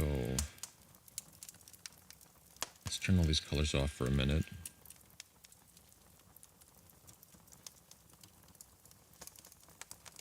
And if we wanted to fill this with this, actually, let's leave, need that for reference.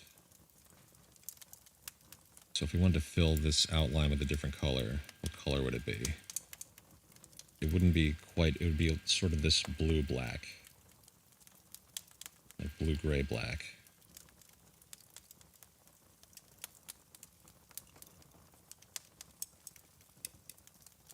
This is one thing that I always used to notice in cartoons, but I've never actually put into practice, is like using these different colored outlines. Where it's like not everything's a black outline. Some things like a skin tone will have like it'll be a pink skin tone, but then have like a peach colored sort of outline. And I've never really brought that into my own work yet. Probably because I've never really done this kind of work. You say, I'm categorizing songs for release and standardizing their mixdowns and quality. Awesome, let's fucking go. I've been trying to do that recently too. I have all this weird ambient stuff that I'm trying to fit into some sort of a record. But then I have this stuff that like has actual like music to it that doesn't quite fit. So I have to figure it all out. Yo, let's keep going with these different color outlines. I like this. So then if we think about what in here, this wouldn't necessarily be a black outline. Maybe it would be darker. Or also maybe it would have maybe it would be lighter because it would kind of be where the highlights would be because of the way light would reflect off the curvature of the inside of the glass. And you're always seeing right at that apex of where the glass is, based on your point of view. For that hydration check. Thanks, chum.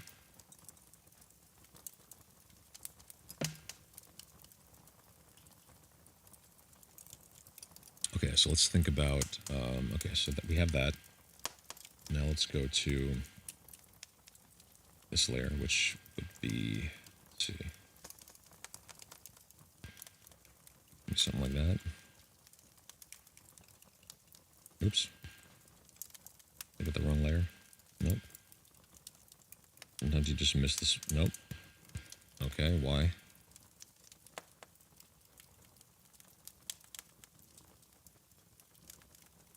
Is it because the threshold is too much?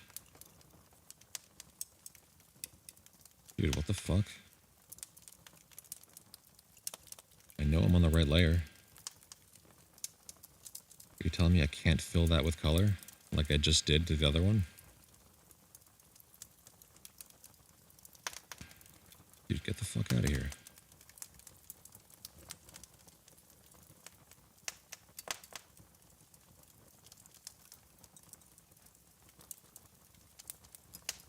Oh, I know why.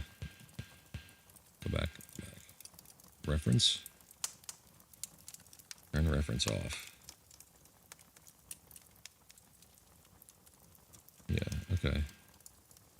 Now. Hey, there we go. Okay, so let's back up a second. We're gonna, come on. Sometimes the gestures are not very responsive, y'all. Hey, M. Welcome. Today's Procreate Wednesday, as you know, and we're doing Procreate things. Good to see you as always, Em. And let's see, Big Sister says, are the measurement lines on the side justified to the outermost edge or the more aqua edge? Ooh, I don't know. Let's take a look.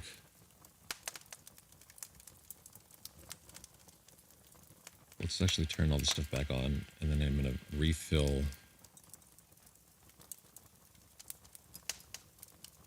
this layer with this color. Maybe this is the wrong color, but we'll see.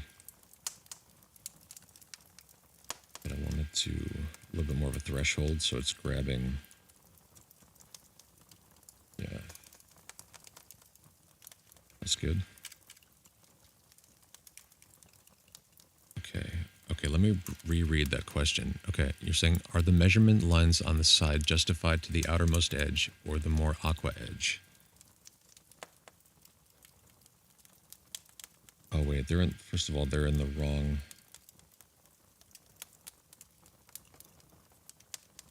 Oops.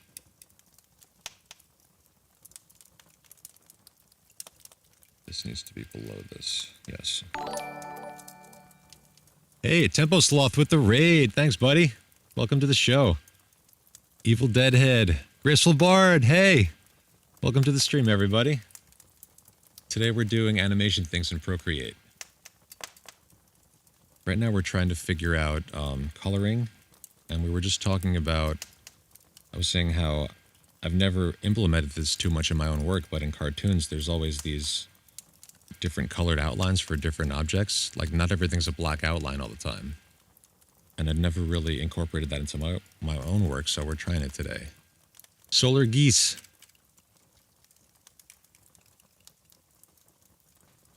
Solar geese are the move.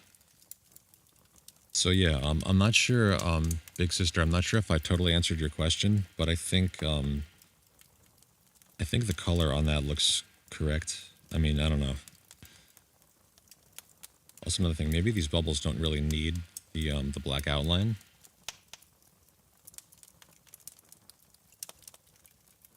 And that does just kind of make it look more, I don't know. Yeah, in the past I've always done just, like when I started doing art, it was all just black and white. Teal outline, yeah. Yeah, like I started just drawing with Sharpie, so I learned how to do composition with just using line weight and contrast. And then incorporating all this like other traditional stuff later on was kind of challenging but fun. So, okay, maybe, yeah, this line here, maybe that's not going to be, actually, maybe that'll be a black line. Why not? That's fine. A little shadow. And now we're going to try and do the actual animation of this. I think we're at a point where we can go and make this our, like, baseline frame. Thanks, Evil Deadhead. Thanks, Tempo. Big Sis says, line weight is the parameter automation of visual art. Yes, for sure. Kind of like, yeah, that's a good analogy. There are probably many analogies that would work, but that definitely works. Like there's also, even if you go into like the animation editor, there's sort of, where is it? In the settings, there's loop, ping pong, one shot. Those are all musical terms. So like, that's an easy way to understand things like that if you're familiar already with the musical term.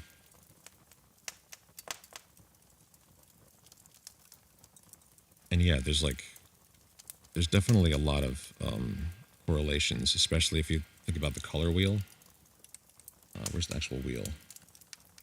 You can kind of look at it like the circle of fifths or whatever circle you're using to figure out your intervals. Yeah, there's definitely a lot of correlations and analogies you can make between the two mediums. Like it is just frequency. Light is a frequency spectrum, same as sound is. So let's go back. I actually like to use the classic picker. Let's you know what, yo, I gotta refill my water. I'll be right back.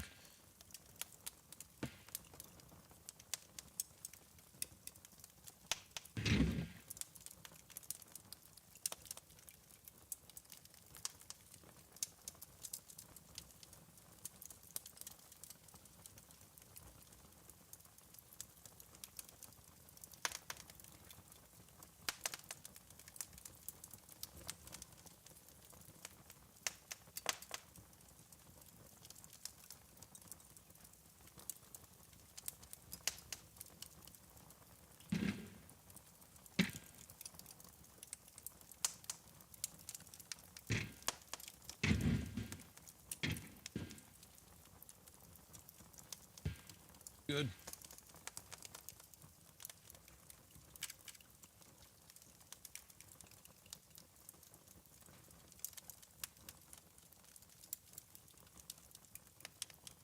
Tempo Sloth says, where is the brain explosion emote? There's definitely, there's the Apple mind blown emote. But we definitely need a Twitch version. Okay, so let's see. M is here with the dad jokes again. M says, why did the golfer wear 2 pairs of pants? In case they got a hole in one. Or was my delivery off? In case they got a hole in one. Yeah, in case they got a hole in one. Hey, you get it, right? Okay, so, all right, now if we want to think about making this animated, right? Let's just look at our layers here really quick. Let's just,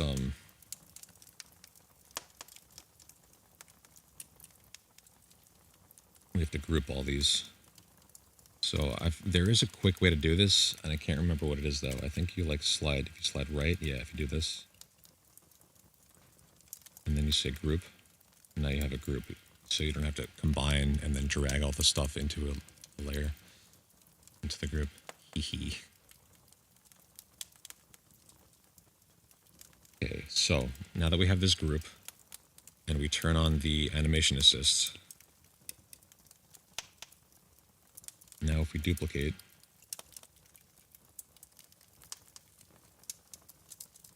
we can go and now edit these. Turn that off. Okay, so let's actually, yeah, we don't need this black outline. You know what? Might as well leave it there. It's not hurting anything. Okay, so now let's go into the maybe select. Actually, let's see if we can just kind of use. This is kind of what I did before, and it didn't work, but I think I have a different way of using it now. Lurk. Okay, do the lurk and work. Work and lurk?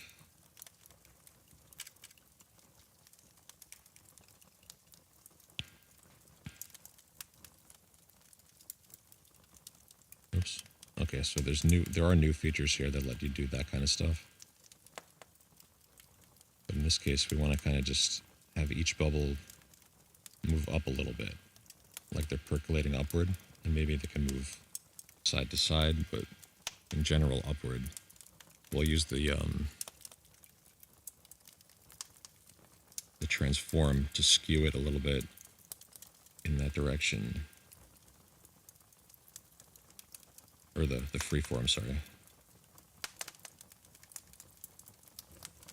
Maybe they're kind of, yeah, kind of have like a wiggle to them as they go upward. Like, and Brightside says, so is this different than Mandelbulb? Yeah, so this is kind of like the iPad version of Photoshop in a way, or it's trying to be that. It has like a very similar feature set as like Illustrator or that kind of thing. And it's like for me, it's an all-purpose like graphics thing. And even beyond that, like I've done logos on it, and now I'm doing animations. I've done like those custom brush pieces that are like, so a lot of different like styles with it. And I've done like all the text work that's in my scenes on OBS, and like everything you see here on where it says, you know, Instagram at Phosphor Visual, that text was done in Procreate. So it's like an all-in-one thing for me.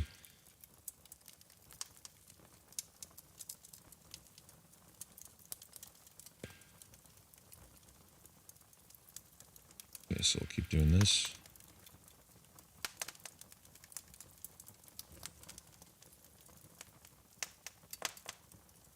The thing with this transform is when you on the next one. So when you go to transform and it's on freeform, if you grab one of the points and move it immediately, it'll stay snapped to square. But if you hold the point for a second, it'll like unsnap itself from the grid, and then you can move it left and right as well.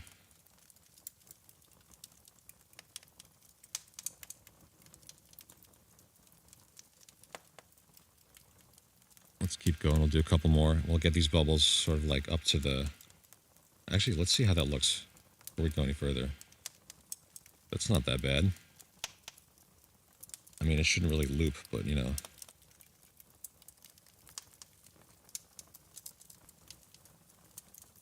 I'm going to do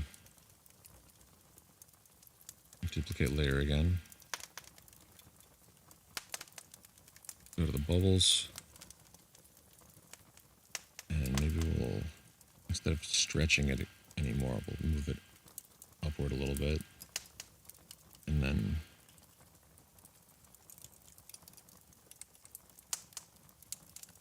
let's keep duplicating.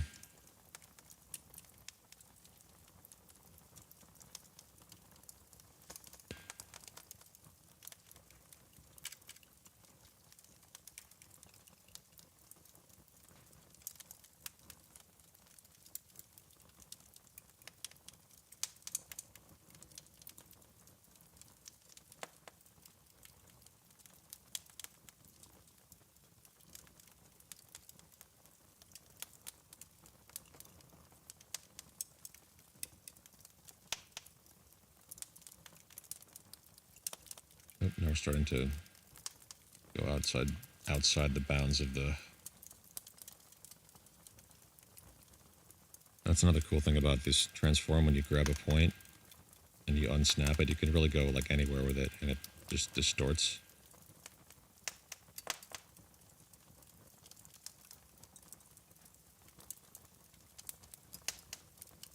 Let's have a look at that.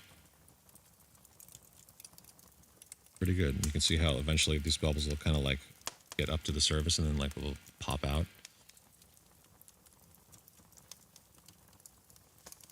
All right, we got the commands going.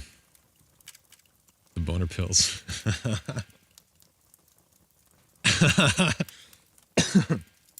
He's cooking up the next boner pill concoction in the test tube.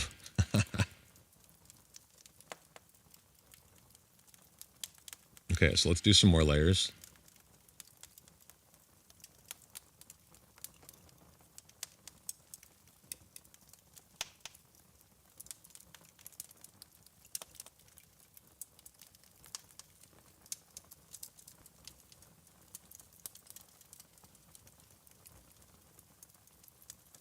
Oops. I just forgot to select it.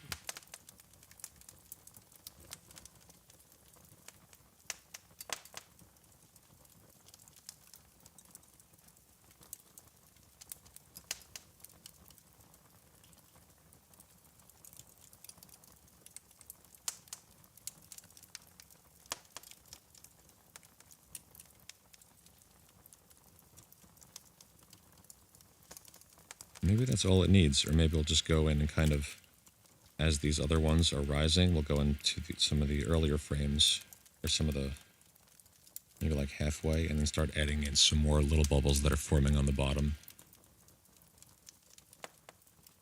Boner pill concoction.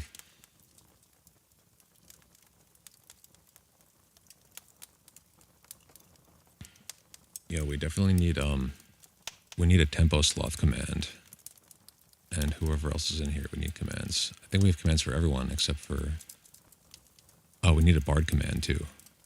I think this is the first time Bard has visited. I'm so happy. I love the Graceful Bard. Go check out her stream. She does live looping and improv music. Of course it's music. Well, it could be video, I guess, right? Is anyone doing live looping video improv?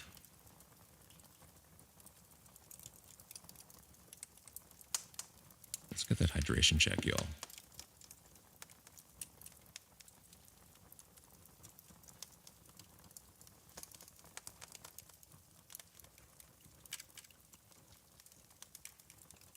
Let's get that trapped inside of Ableton check. Oh, thanks, Bart. Now I'm doing the... If you catch the Tuesday and Thursday streams when I'm trapped inside of Ableton. This is my trapped in Ableton voice. I don't use it the whole time, though, because it might get annoying.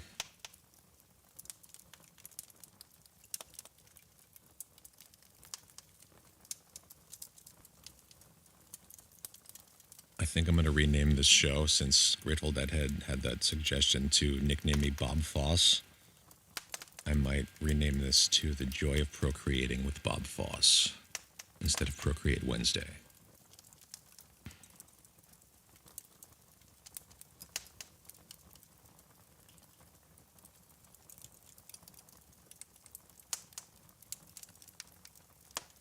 Okay, so in this one, I'm going to take the opacity down on the onion skin.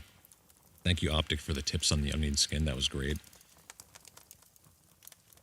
Just readjust myself here. This is the only stream I do where I sit down, and it's so like awkward for me to work sitting down, but in this case on the iPad, it's the only way to not hurt my neck severely. Okay, so let's go in and we're going to start adding maybe the indications of some more little bubbles that are forming as these other ones are rising. Maybe starting on this frame, there'll be a couple little more bubbles starting to form here. So what we'll do for that is we'll just actually grab that color to the layer we're on. Oops, so we're here. But that's actually number 4. start here. We'll use the color picker, which is this. But actually, this can be many things. This little square on the side by the opacity slider and the brush size, that can be set to a bunch of different things, but in my case, it's the color picker. So we're going to grab this color.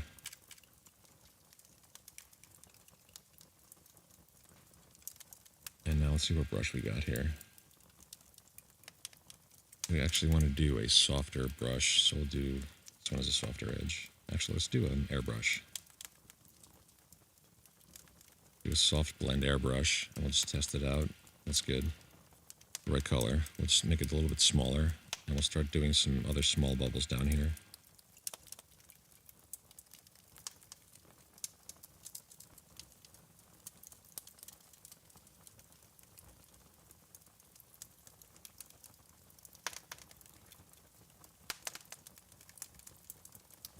And then as we advance,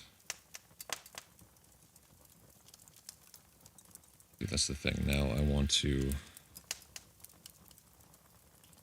set the onion skin opacity to be a little bit higher so we can see more of what's underneath. Oh, what is this? Oh, okay, this is interesting. I didn't know about this feature. Hold duration. Okay, so you can tell each frame how many frames to hold for, or how many frames it'll play for. That's pretty cool. I like that.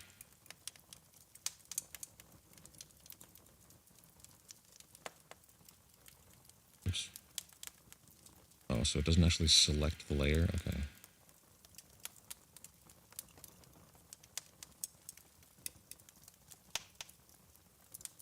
Okay, so now we'll go in and add above where those bubbles were. They'll be slowly rising as well.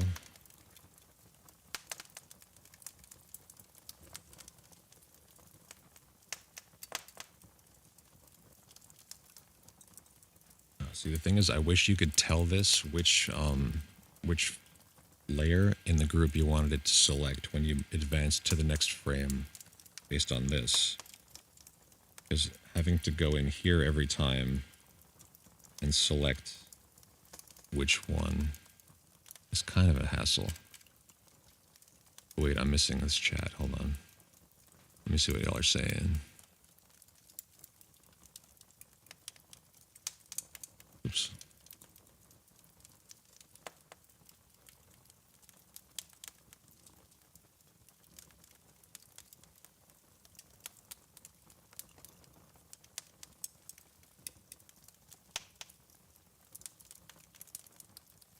Big Sister says, I didn't eat yet. I'm feeling the lack of energy in my brain. I feel you on that one too. I should have had a snack before stream. Pasta, right on. And Tempo says, you're a mod man now. Oh yeah. Oh yeah, Tempo, you gotta be a mod. Do you want to be a mod? I'm gonna make you a mod.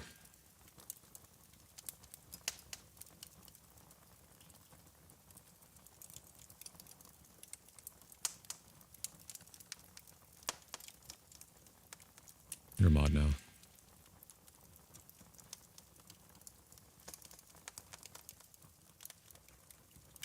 Okay, so we were there. Now we got to draw more bubbles on this, which is actually,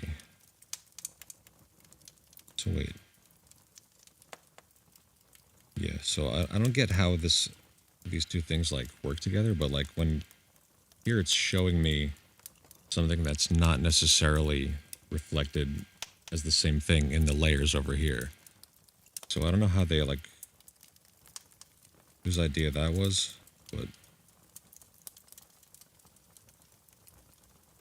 okay, so Procreate. More of these bubbles.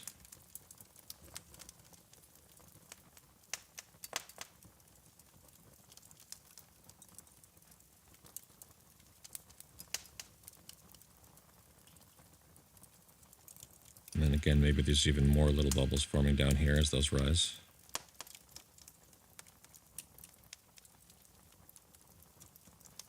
Let's see what that looks like.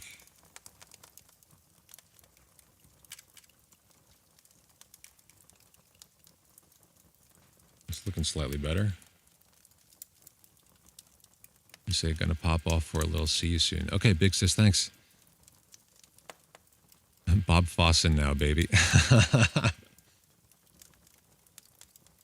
We out here Fossen it.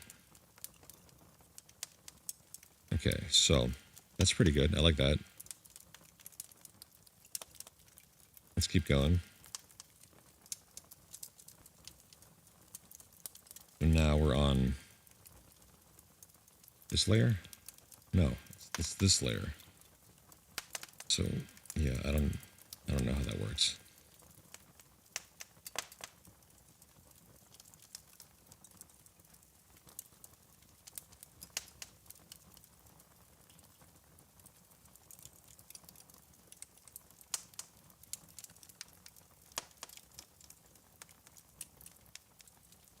Oops. What? Okay.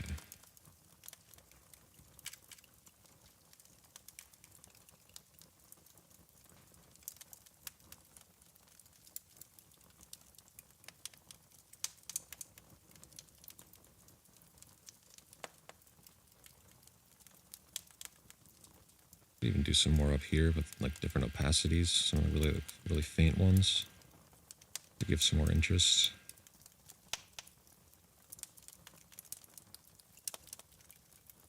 And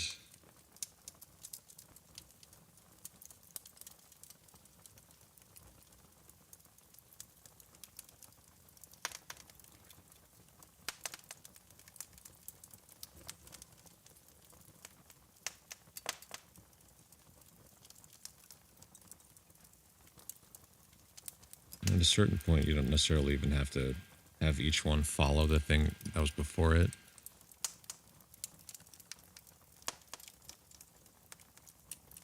And Evil Deadhead says, "You're not my dad." At Tempo Sloth. Shut up, Dad. Is your name Robert, though?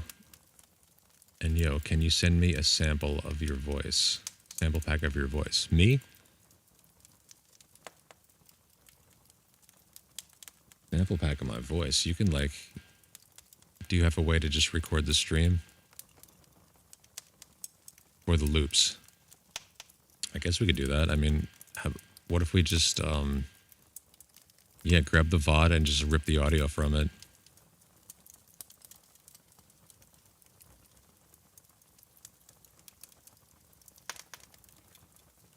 Are you gonna do, you gonna do it live on the show? That'd be fun.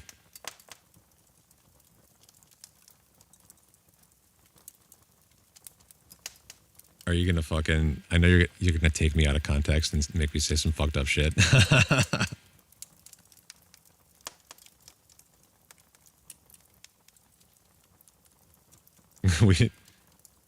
What's that thing? The fuck, what's it called? Oh, Tempo Sloth is like the new deep fake. He's actually like a deep fake front.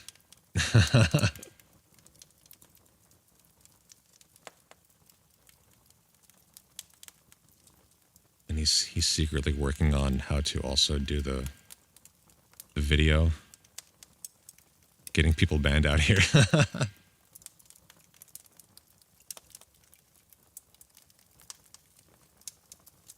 how are we doing? We're at 2 hours, 20 minutes. Okay.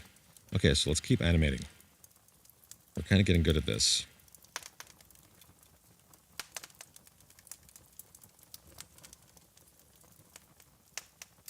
Do some more stuff here. Maybe there's another one of a meow. Go to the next frame.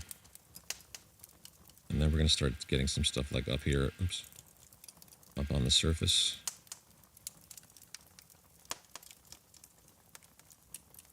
And then we still have to continue this stuff here.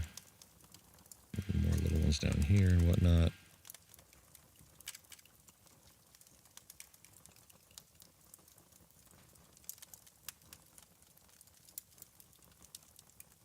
And let's just see how that looks. Cool. So now when we go to the next frames that have the bubbles sort of like popping up here, actually let's hold.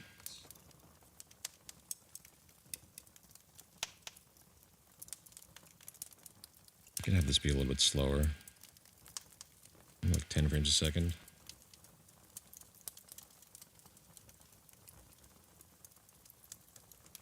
The one thing that is weird is that the bubbles are becoming non-circular, but we'll just live with that.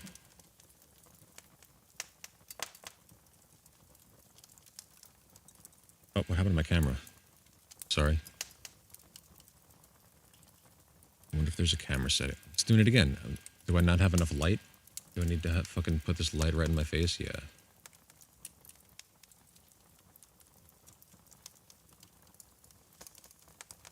How's that? Is that going to keep me not even... Not bad. I think in a couple minutes I'll take a break, and I'm going to want to get up and like walk around a bunch.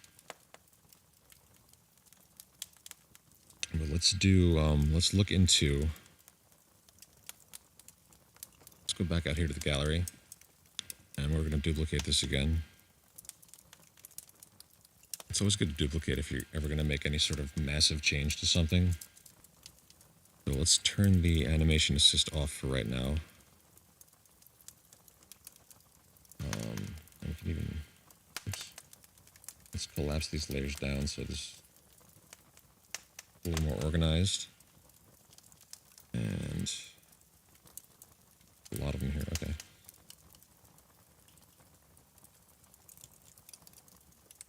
Okay, so our topmost group, we're going to want to duplicate that. And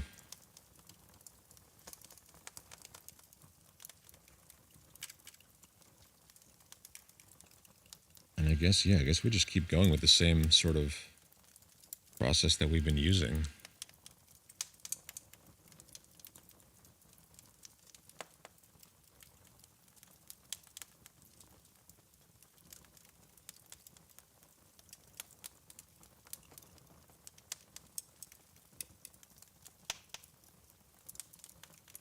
Once we get to this end frame, by the way, I actually kind of really like how the you can see the trails of it, and I kind of wish there was a way to do trails like that within the actual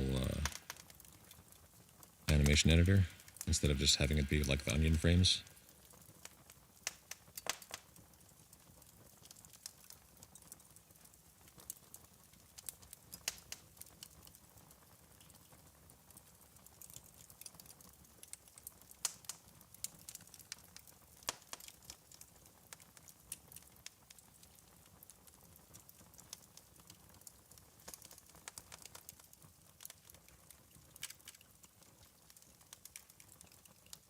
You know what though? If this were a real deal, if this were like an actual, you wouldn't actually see the bubbles like in the air. That's just my fucking cartoonish way of thinking that has no basis in reality. You say, is there a way to make it a continuous loop in which you can't tell the beginning and end? You can make it bounce. You could do like ping pong. But then the bubbles are going to go in the wrong direction at one point. But again, I think this is like for this purposes, for my purposes, like, you know how on Tomos's stream, he's got those, like the dancing hot dog. It's kind of that thing where it's going to probably be like off in the background somewhere and not really like a main focus. Ooh, Gaussian blur with stroke. Yeah, I mean, for sure. I was just thinking maybe there's a way. I guess that wouldn't be really an animation feature. You're right. It would have to be done sort of old school. What would be nice if there was a way to have it interpolate between two different keyframes, like you can do in Mandelbulb. Like if you just drew one frame at the start and one at the end and then set some parameters where it would morph from one state to another. But again, that's like, they can do that because it's math, and in this case it's actually like an image. So it wouldn't know how to crunch the numbers. I guess it could work somehow, but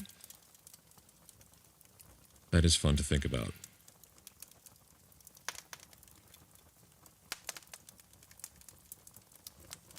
So I think for this, we'll leave it on loop.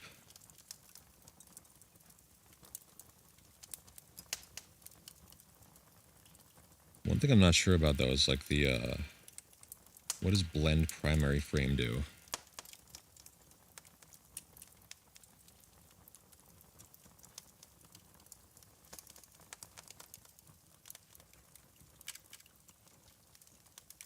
Not quite sure, but okay, now we actually have one extra frame here, which is this. That, you know what? Yeah. In this case, I don't think we need the extra frames where the bubbles pop above the water, because that just wouldn't happen. I just thought that would happen because this is like a cartoon. But maybe I just don't want to do the extra work.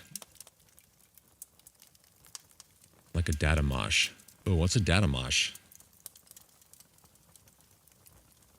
Please let me know what a data mosh is. I would love to know. And I'm sure Chad would love to know. And by the way, I'm going to go use the restroom again. So while the data mosh is coming in, we can take a quick break. And I'm gonna walk around for like 2 to 3 minutes at least. So everyone hang in there. And we'll come back in a couple minutes, okay?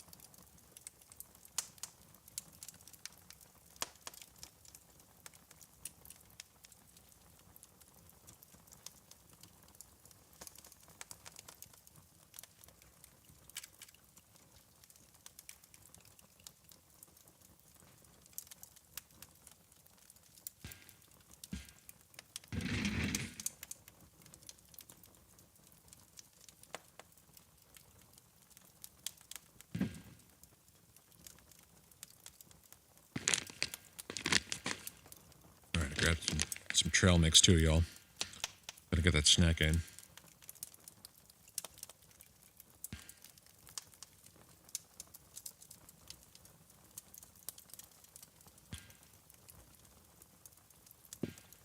Okay, so a data mosh is an effect that blends two video sources into one with blocky morphing.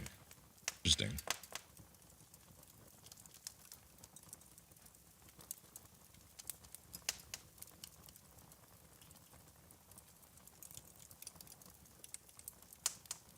Okay, so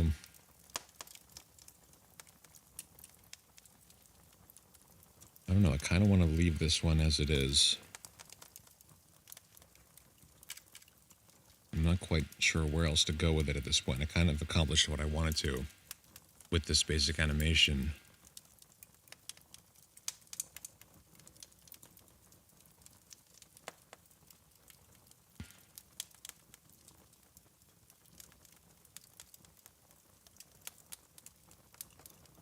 So I'm just going to bounce it out as it is right now. I might work on it again, but I think this might be just as a test run. For sure, this is a great success. Great success. So I'm going to do animated, actually, what happens if I do GIF versus MP4? Is it going to give me all the frames with a GIF? Yeah, okay, it'll be fun.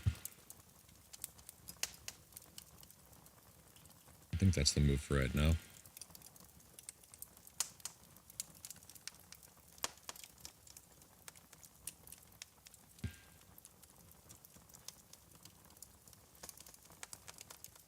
For frame color palette.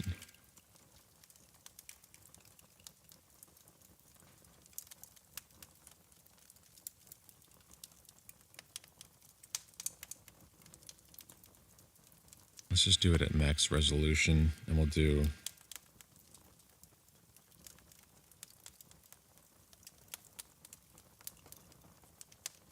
that's way too fast, right? What if it's like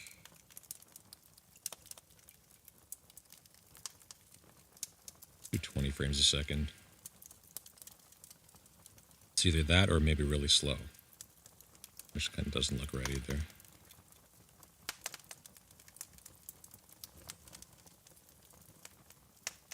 Let's do 20 frames a second. Export that. And then maybe for the next, like, I don't know, half hour to an hour, I'll get into something else. So let's send this to Google Drive. I think the export options in this are pretty awesome too. You can send to a bunch of different places.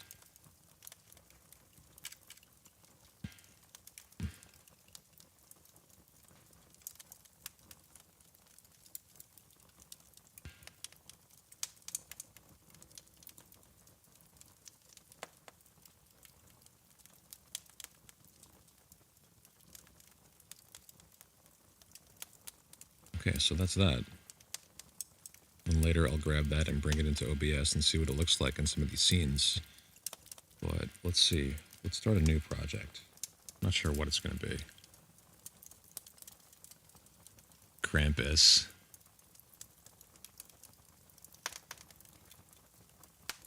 What do y'all think? Where should we go with a new project? Is there anything in Procreate you want to talk about or go over or like or think about in any way? I was thinking maybe we'll go in and let's first of all figure out what new canvas we want to use. Let's do 5,000. Maybe we'll start making another custom brush in a different way. Let's go back to black background because it's way too bright. And let's go into our brushes.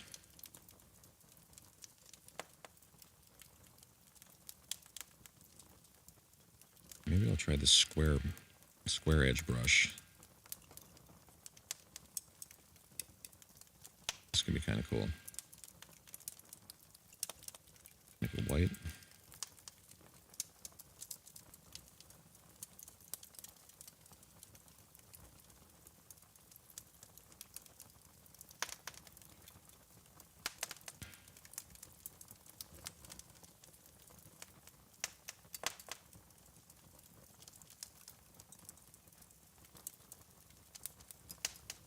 Well, you know what? Another thing we haven't really gone over is the... Okay, back up a second. Let's make a 16 by 9 canvas as an example.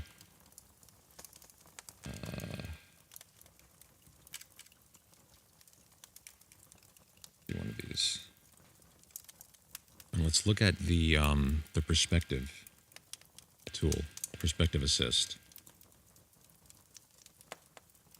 Canvas, drawing guide, edit drawing guide, and perspective.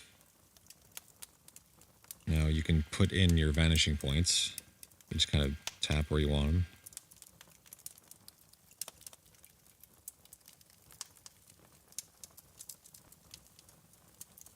So let's say we're doing something like that. Maybe it's too extreme. Something like that. So you got your horizon line and your vanishing points, and you can do more than that. You can do like up to 3. Yeah, up to 3.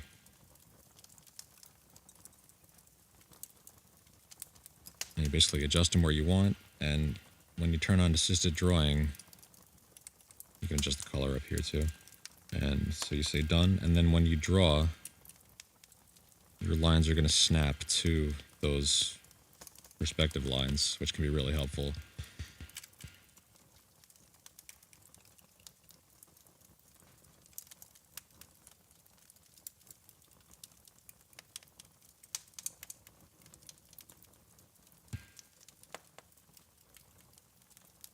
So if you want to kind of sketch out an idea. Oh, Chum says, do you know of any vector apps for iOS? No. I've never actually done any vectoring, to be honest. I know I'm supposed to, but like for logos and whatnot, I just haven't. And I've never looked into it either. But that, as far as I know, like I would assume there has to be. Yeah, there's definitely have to be vector apps. I think you can actually do it in the Pixelmator app.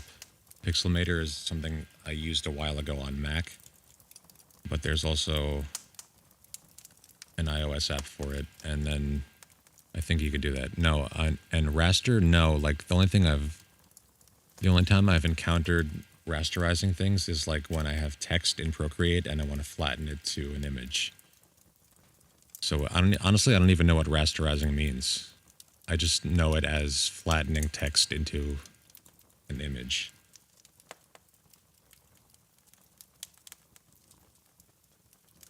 But yeah, this is perspective. Like you definitely want to maybe get a little bit tighter with the lines, which you can. So you just kind of zoom in. Come on, pinch and zoom. Hey Chum, have you had any problems with the pinch and zoom? Because like it feels like it's very unresponsive sometimes. Like sometimes it works fine, and it's not because I'm like not using the right part of my finger. It's like I know I'm pinching and zooming correctly, but like right now nothing is happening. It's just like stuck. And then I have to kind of like, if I undo or redo, then I'll kind of unfuck it, but then it gets stuck again. I don't know, it just doesn't work as well as it should. Definitely a gripe. Because it's really like a workflow killer. Like I'm like, come on, dude. It's not doing anything. There we go.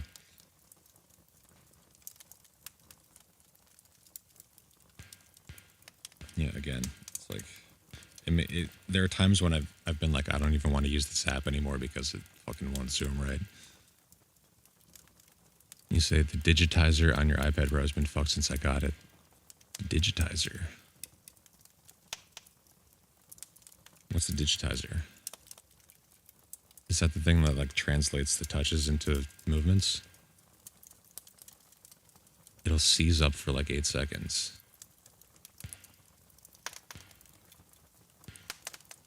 There's also another bug that I'm not sure if anyone else has found it. I haven't checked the forums or anything, but sometimes I won't be able to access the layers. Like I'll be clicking this, but nothing happens, and then I have to go back to the gallery and then come back in.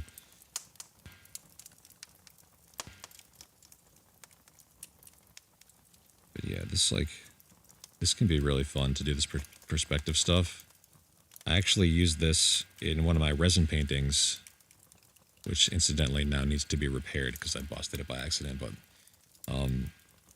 I did a whole layout in here in the perspective grid, and then used a projector to project that onto a resin painting, and then I used a router to cut out where all the lines were, like put little grooves in there, and then I filled those with more resin, which was colored with UV powder and stuff. But it feels like it's a whole other time, like me doing resin art, even though like it's only been a year without festivals. I'm still like, wow, that's forever ago.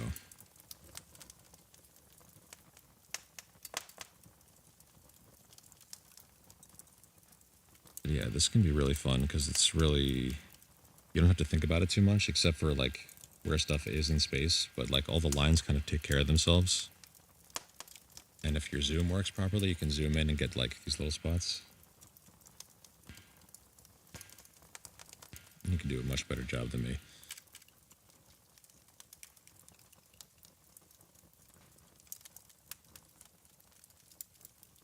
And yeah, then you can get into like doing the other dimension.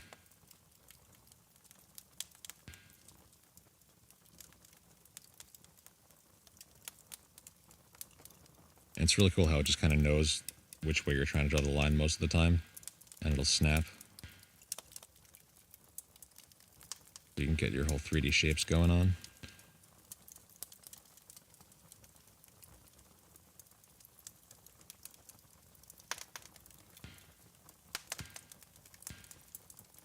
And then yeah, you can do all sorts of stuff. Super useful.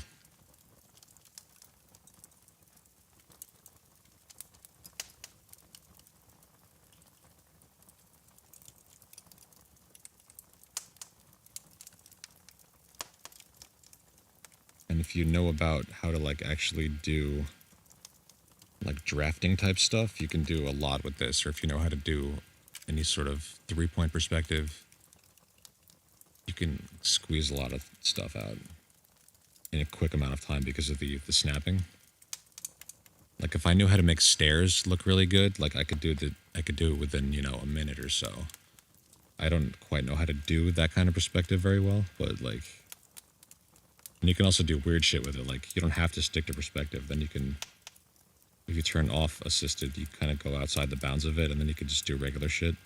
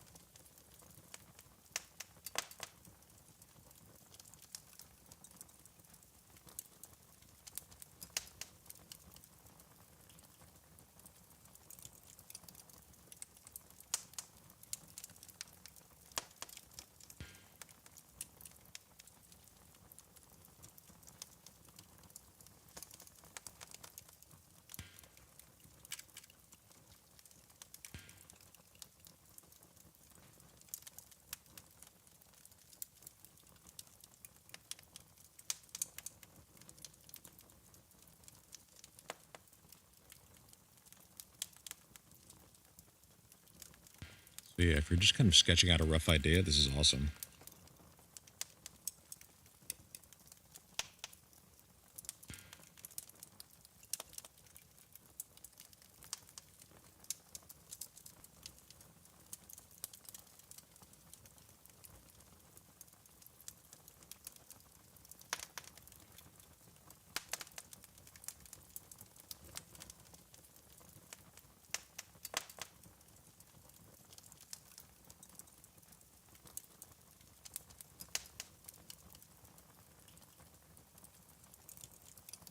Let's get that hydration check.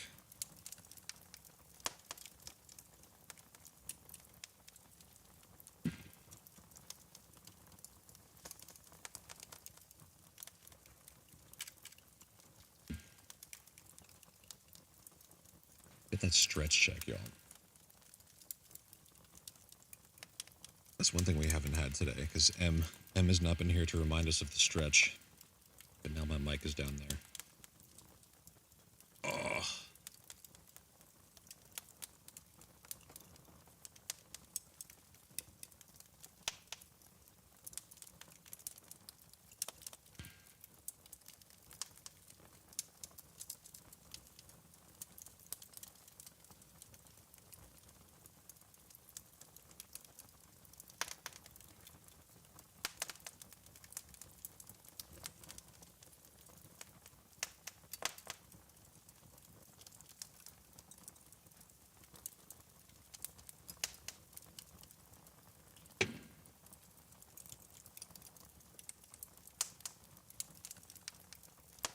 Maybe this is like a weird stairway that leads to somewhere.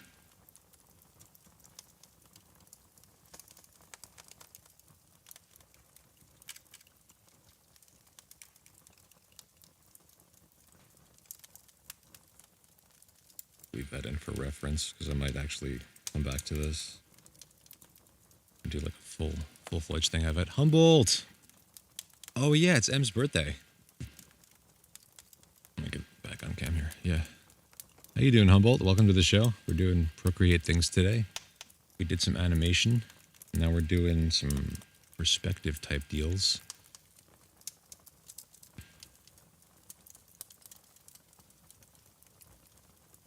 Yeah, last night we got to watch M rep presents. It was amazing. We just hung out on M's stream. She was doing Christmassy things. And she showed pup on cam. And we suggested a pup cam. We need a pup helmet cam for M's pup. Can we start a dono for that?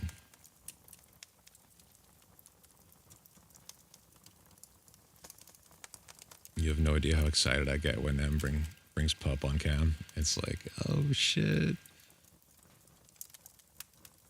What a cutie. Yeah, I don't even know what I'm doing. We're working on this weird perspective thing. Just as a sketch, I was trying to show everyone how this perspective thing works, because it's really nice. With drawing assist, it'll just snap your lines to these perspective lines.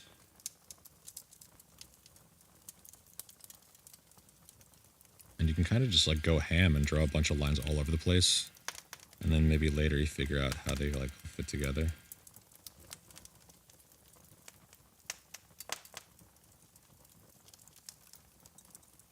You kind of start to see stuff as 3D.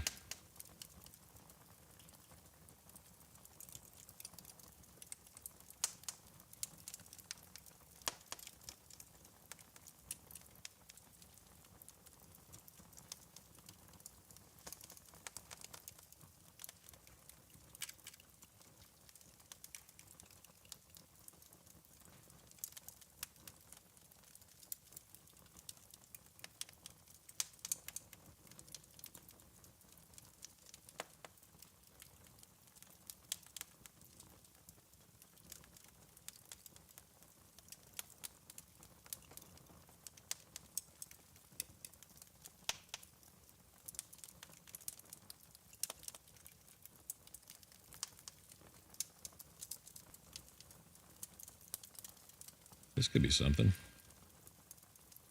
Do another layer and start something else. We'll just sketch for another, however long we're going to go, I don't know. I'm going to do this, yes. Let's get that snack. What's everyone snacking on? I got this trail mix. And it's got peanuts and cashews and raisins and almonds.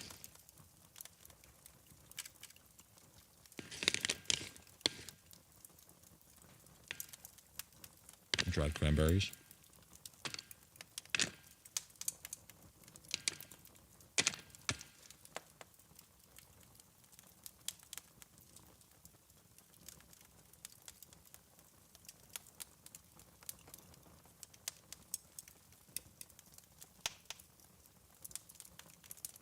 Actually, I'm kind of digging that square edge pen. Let's try that again.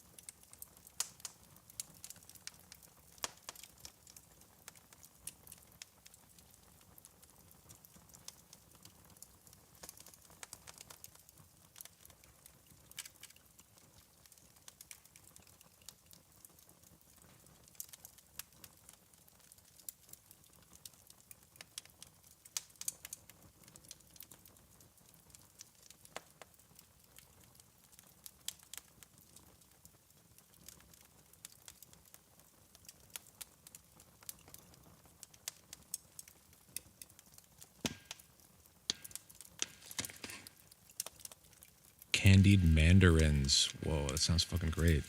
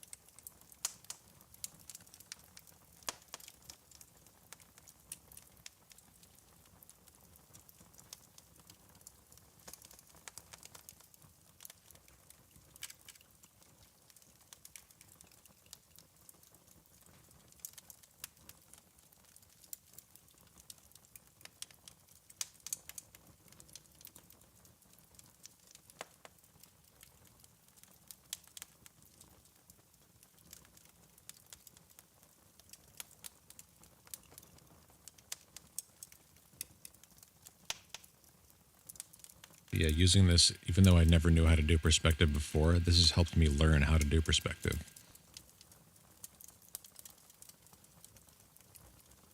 Goose. We need a goose command also. We have the Humboldt command. We need a separate goose command for just general geese.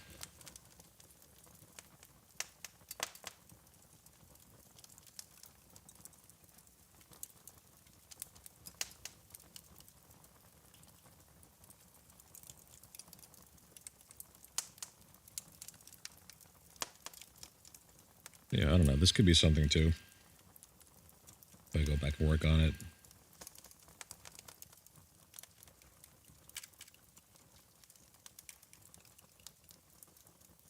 Anytime I start to do these, I get the idea that they're sci-fi things.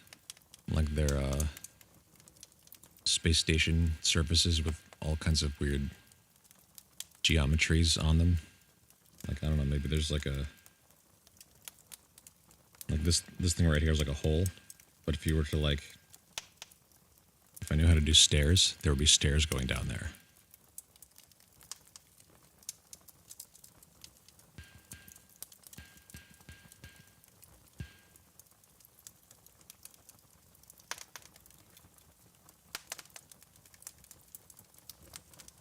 Like it would be like this, but they would slowly away from the... It's actually one of the things you might have to do without the assist on. Futuristic MC Escher stairs. Yes, stairs going to nowhere and weird things. It's like the, you ever hear of the Winchester Mansion?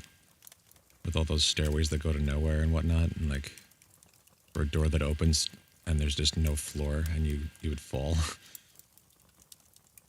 Right? Isn't that that shit fucking freaks me out, dude. Like, this woman built all that shit because who knows why?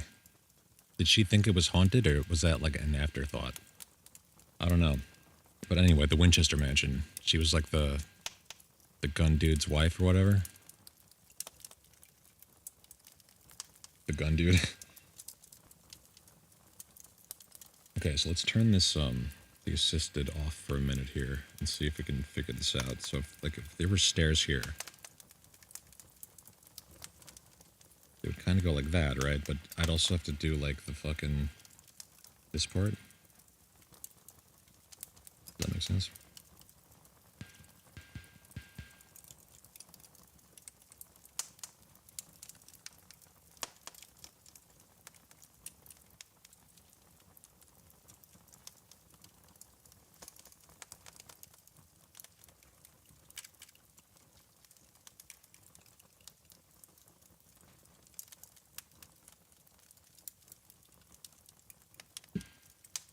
She believed she could never stop building or bad things would happen. Oh, okay. Was that related? She thought bad ghost things would happen? Or did I wonder why. That's really interesting. Like, did someone tell her that bad things would happen? And she was just like, oh, well, maybe a ghost told her.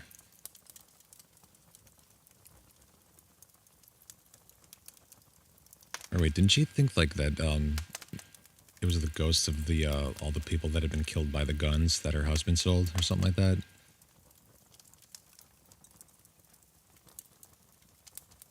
I could be totally wrong about all that. I definitely do think the geometry of the house is interesting, though. And I would like to visit there someday.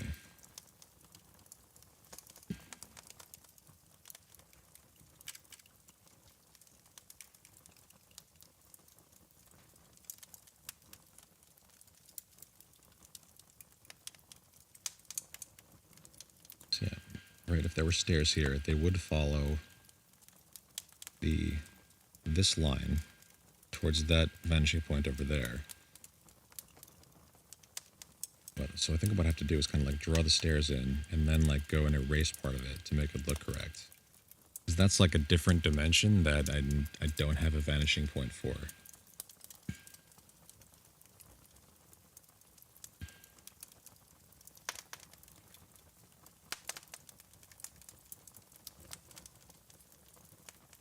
Or maybe this is just a ladder that like fell and now it has some closer rungs.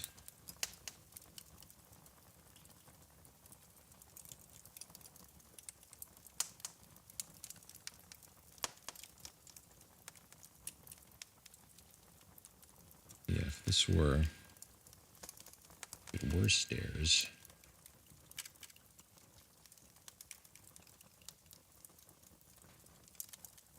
Maybe it would look kind of like this. Nope, that's too big of a brush.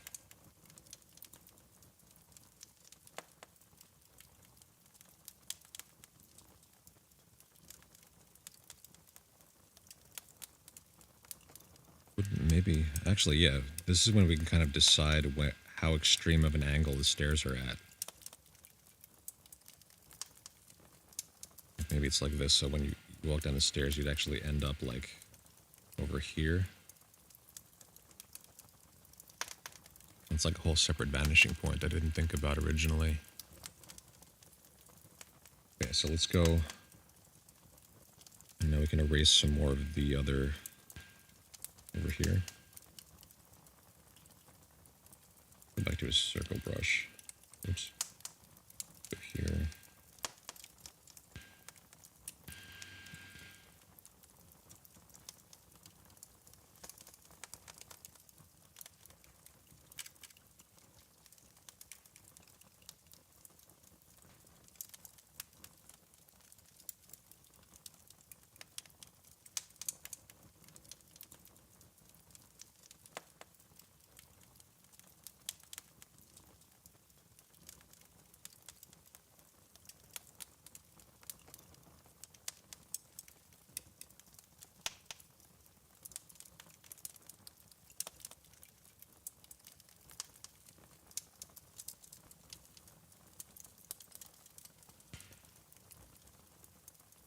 kind of be like that.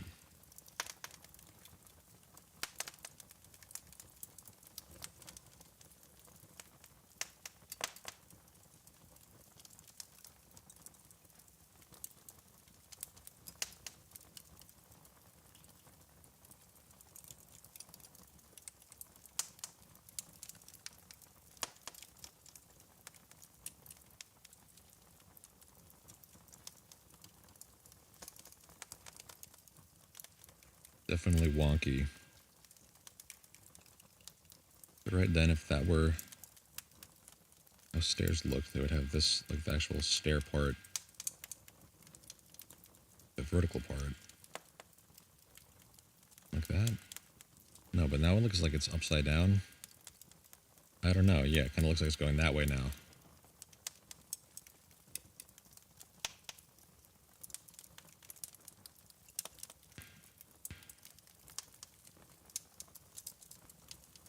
That doesn't have to make sense.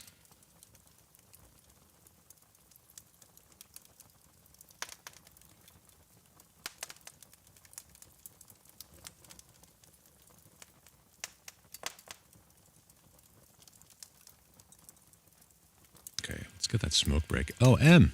M, happy birthday. Welcome to the stream. Welcome back. Yeah, world building. We're kind of messing around with the perspective assist. And M says, I can't even tell you how much I like stairs. Let's fucking go. Stairs are fun. We were just talking about the Winchester Mansion. I'm sure you're familiar. You have to be. Happy birthday to M. Happy birthday to M. Happy birthday to M. No, picture's off. I'm so bad at the birthday song.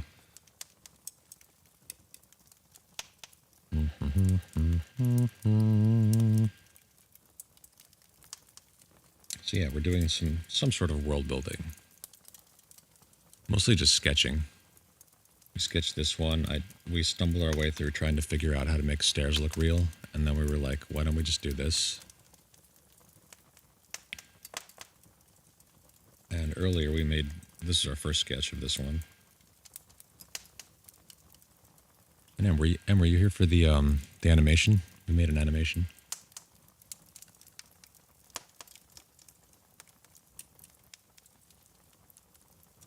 I think it might be time to start winding down here, but we did 3 hours. I think that's pretty good. I can't sit anymore. I want to just like stand up for a while now. We saw the beaker in progress. Okay, so let's go back and take a look at the beaker. Did you see any of the color? Took a call when I called Lurk. Okay. So we did basically this. Just a really basic animation. And it's pretty good. It'll sit in one of the or multiple scenes within OBS and just kind of be I'll just kind of chill there. Hey, nice emote. Is that a record emote with a heart? Thanks, Em. Let's get that hydration check. And let's get a stretch check also, now that Em is here. Let's do this. Oh, stretch.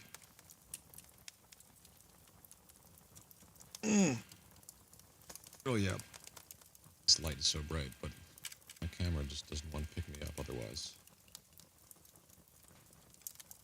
Oof. Glad you like it, Em. It was fun to make. Oh, now I'm off camera again. I need to get a real camera. So now I'm doing like squat position. Let's work out those thighs, y'all. Just do like the sit position and hold.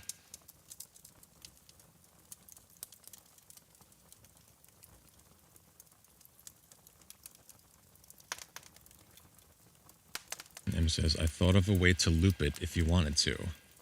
Ooh, a yoga ball. That's a great idea. Yeah. And M, what's the loop you speak of? The way to loop it.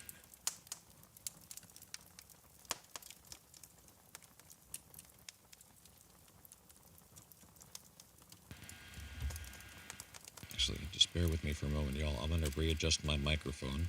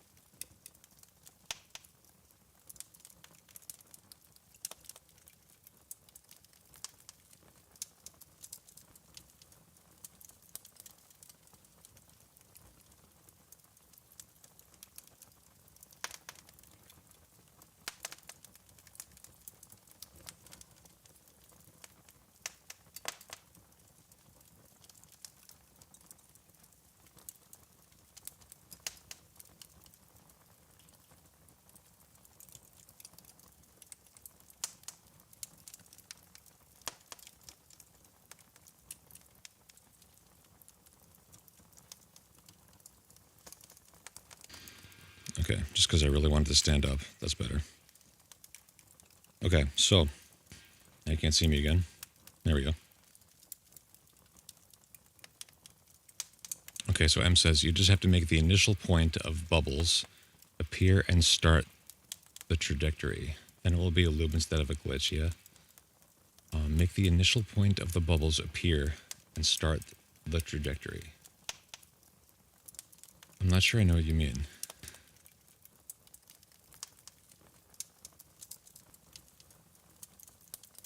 Oh, yeah. You're saying I have to have a frame with no bubbles? Ah, good point. Okay. You say, I've got the bit coming. We're going to be able to play with these programs shortly. Okay, great. Yeah, so you'll be hooked up with Procreate into your computer, into the streaming world. Always a frame with bubbles. I gotcha. Yeah, we could totally do that.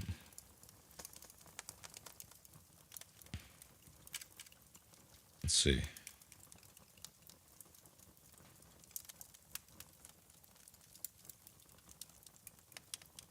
So that would be this layer. I have to duplicate it. And then turn that layer completely off. And we'll go here. Duplicate that layer. And we'll go in there and turn that part off. We'll see.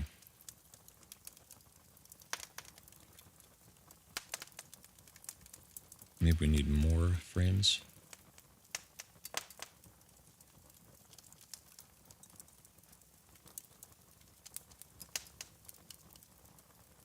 Those look slightly better.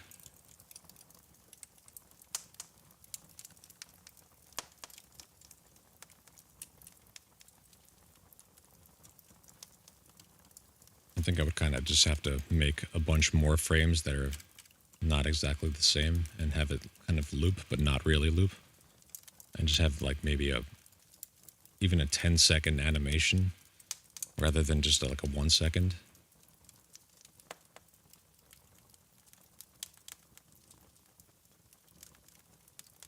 You're saying like where they start at the bottom, have them begin again at the end.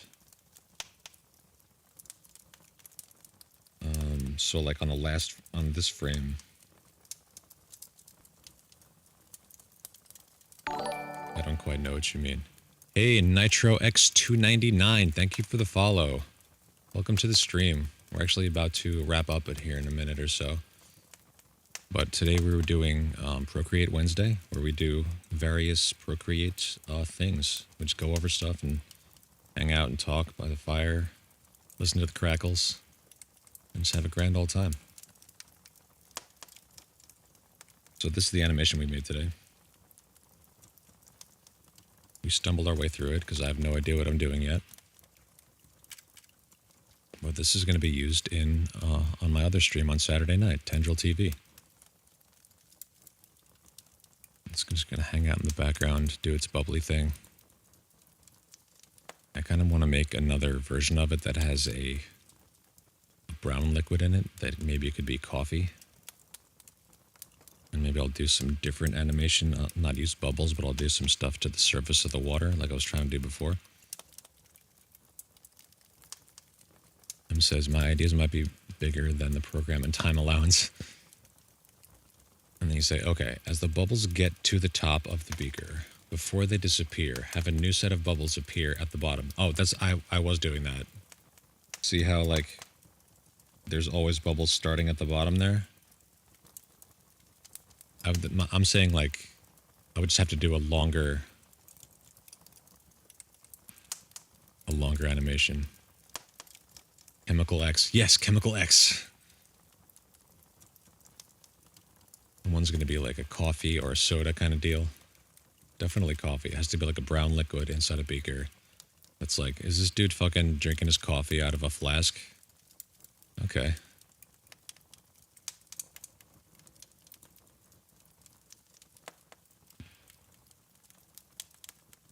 So yeah, I don't know, y'all. I think that might be it. Anyone else have any questions or anything you want to do before we go? We could just hang out. I was going to see who we can go raid.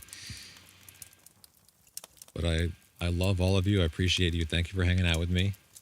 And let's do more art. Metal Bulb Mondays and Procreate Wednesdays. Every week. Oops.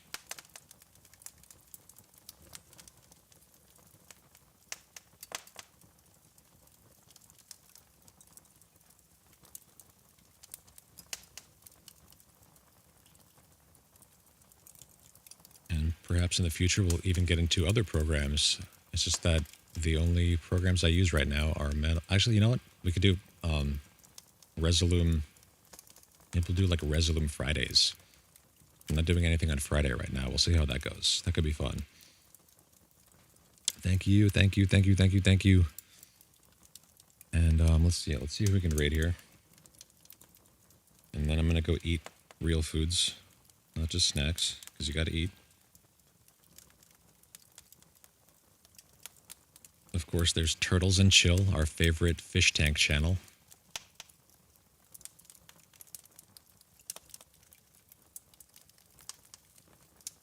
Okay, so since today we're doing art, maybe we'll go raid Friendin.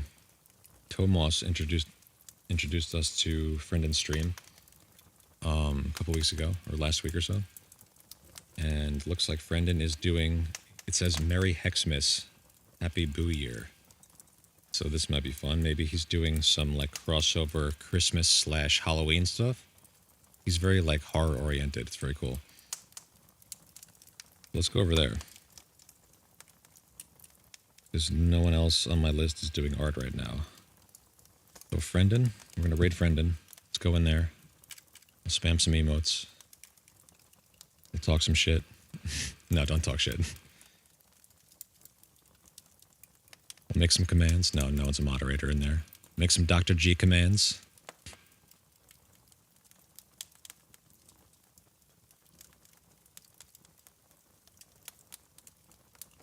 And thank you everyone for the follows, for the subs, everything, just hanging out.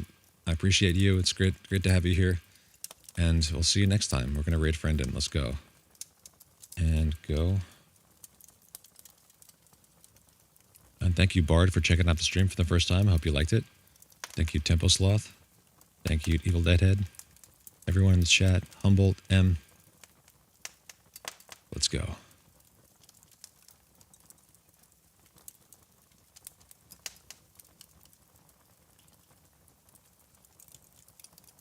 And his hands will be webbed, but they're holding things, so you're really not going to see it. Oh, did I say dragons in the dining room? I'm just tired, chat. Yeah, he's part of Grouch Couch. My bad. I had a brain fart, chat. I watch Grouch Couch all the time. Hey, Phosphor, how you doing? Doing things from great. I knew people. So, if you're new, you just missed me doing some hand lettering. Like, let's see. Yo. Well, I always forget to do this.